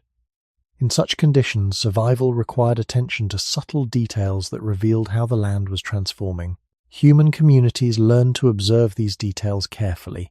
The movement of clouds, the flowering of certain plants, or the behavior of animals could all signal shifts in the environment. These observations did not always provide immediate certainty, yet they offered clues that helped people anticipate what might happen next. Over time, the repeated sharing of such observations created a collective awareness that guided how groups responded to change. A path followed by earlier generations during a dry season might be remembered and used again when similar conditions returned. A hillside that warmed quickly in early sunlight might become a familiar resting place during colder months. These small adjustments accumulated across many lives, gradually shaping patterns of movement and survival. Within this process, knowledge became one of the most important resources humans possessed. Unlike physical strength, knowledge could grow without limit. Every experience added another layer to the understanding shared within the community. Children learned by watching others gather plants, prepare food, shape tools, and read the signs of the landscape. As they matured, they contributed their own discoveries to the shared memory of the group. Through this quiet exchange, the wisdom of the past remained active in the present. The survival of humans, therefore, depended not only on individuals but on the continuity of learning across generations. When older members of the community passed away, the knowledge they had shared continued to guide those who remained. In this sense, the true strength of human communities lay in their ability to preserve experience beyond the lifespan of any single person. The disappearance of many powerful animals reminds us that physical dominance alone cannot guarantee permanence in a changing world. Species shaped for particular conditions may flourish while those conditions last. Yet when the environment transforms, even the strongest bodies can struggle to keep pace. Humans endured not because their bodies were the most powerful, but because their communities learned how to adapt their behavior more quickly than the world could change. Tools could be reshaped, travel routes adjusted, and new sources of food explored as circumstances demanded. This flexibility allowed humans to remain present within ecosystems undergoing constant transformation. When we reflect on this long history, the survival of our species appears less like a conquest and more like a quiet dialogue with the environment. Humans observed the land, learned from its patterns, and gradually adjusted their lives to match its rhythms. Each generation added its voice to that dialogue, contributing new knowledge while preserving the lessons of the past. Through this continuing exchange between people and the world around them, a species without extraordinary physical power managed to persist, where many stronger animals eventually faded from the landscapes they once ruled. When we reach the end of this long journey through deep human history, the question that opened the story still lingers quietly in the background. The world that early humans inhabited was not empty, and it was not gentle. Vast landscapes were once shared with animals that possessed enormous physical strength. Some carried thick layers of muscle and bone that could overpower nearly anything they encountered. Others were built for speed, capable of crossing open ground faster than any human could hope to run. Many had claws, horns, or teeth designed by millions of years of evolution to dominate their environments. By comparison, the human body seemed fragile. Bare skin offered little protection from cold or injury. Human teeth were small, and human muscles were modest when placed beside the immense power of large predators or herbivores. Yet when we examine the traces left behind in the ground, we find a pattern that appears again and again. The bones of many powerful animals eventually vanish from the layers of earth that record the passing of time. Their presence becomes rarer until it disappears entirely in some regions. Human traces, however, continue to appear. Stone tools remain scattered across ancient camps. Hearths leave behind circles of charcoal. Signs of repeated journeys and settlements reveal that human communities continued to move across the same landscapes long after many of those stronger animals had faded from them. This pattern does not suggest that humans defeated these creatures in a direct contest of strength. The disappearance of species across the ancient world followed many different paths shaped by climate, vegetation, and ecological relationships. Yet within those shifting systems, humans possess something unusual. Instead of relying on bodies perfectly adapted to one set of conditions, humans relied on a flexible system built from learning, memory, and cooperation. When the environment changed, the human body did not transform overnight, but human behavior could adjust. A new path could be explored. A different plant could be gathered. A tool could be reshaped to solve a problem that had not existed before. Each generation inherited the experiences of those who lived before them, and then added its own observations to that growing record. Through this quiet process, human communities became skilled at reading the patterns of the natural world. They watched the movements of animals, the cycles of seasons, and the subtle signals that revealed how landscapes were shifting over time. The knowledge gained from these observations was shared among companions and passed forward to the young. In this way, the survival of humans became less about physical power and more about the ability to learn continuously from the world around them. The strength of the species lay in its capacity to adapt without waiting for slow changes in the body itself. Over thousands of years, this flexibility allowed humans to remain present, even as the ancient ecosystems around them transformed again and again. Many animals stronger than humans once walked the same plains and forests, yet strength alone could not guarantee permanence in a world that never stopped changing. What endured was the ability to observe, remember, and adjust. And so the quiet answer to the question that began this story may rest in a simple idea. Humans did not survive because they were the strongest creatures in the ancient world. They survived because they were able to change with the world itself.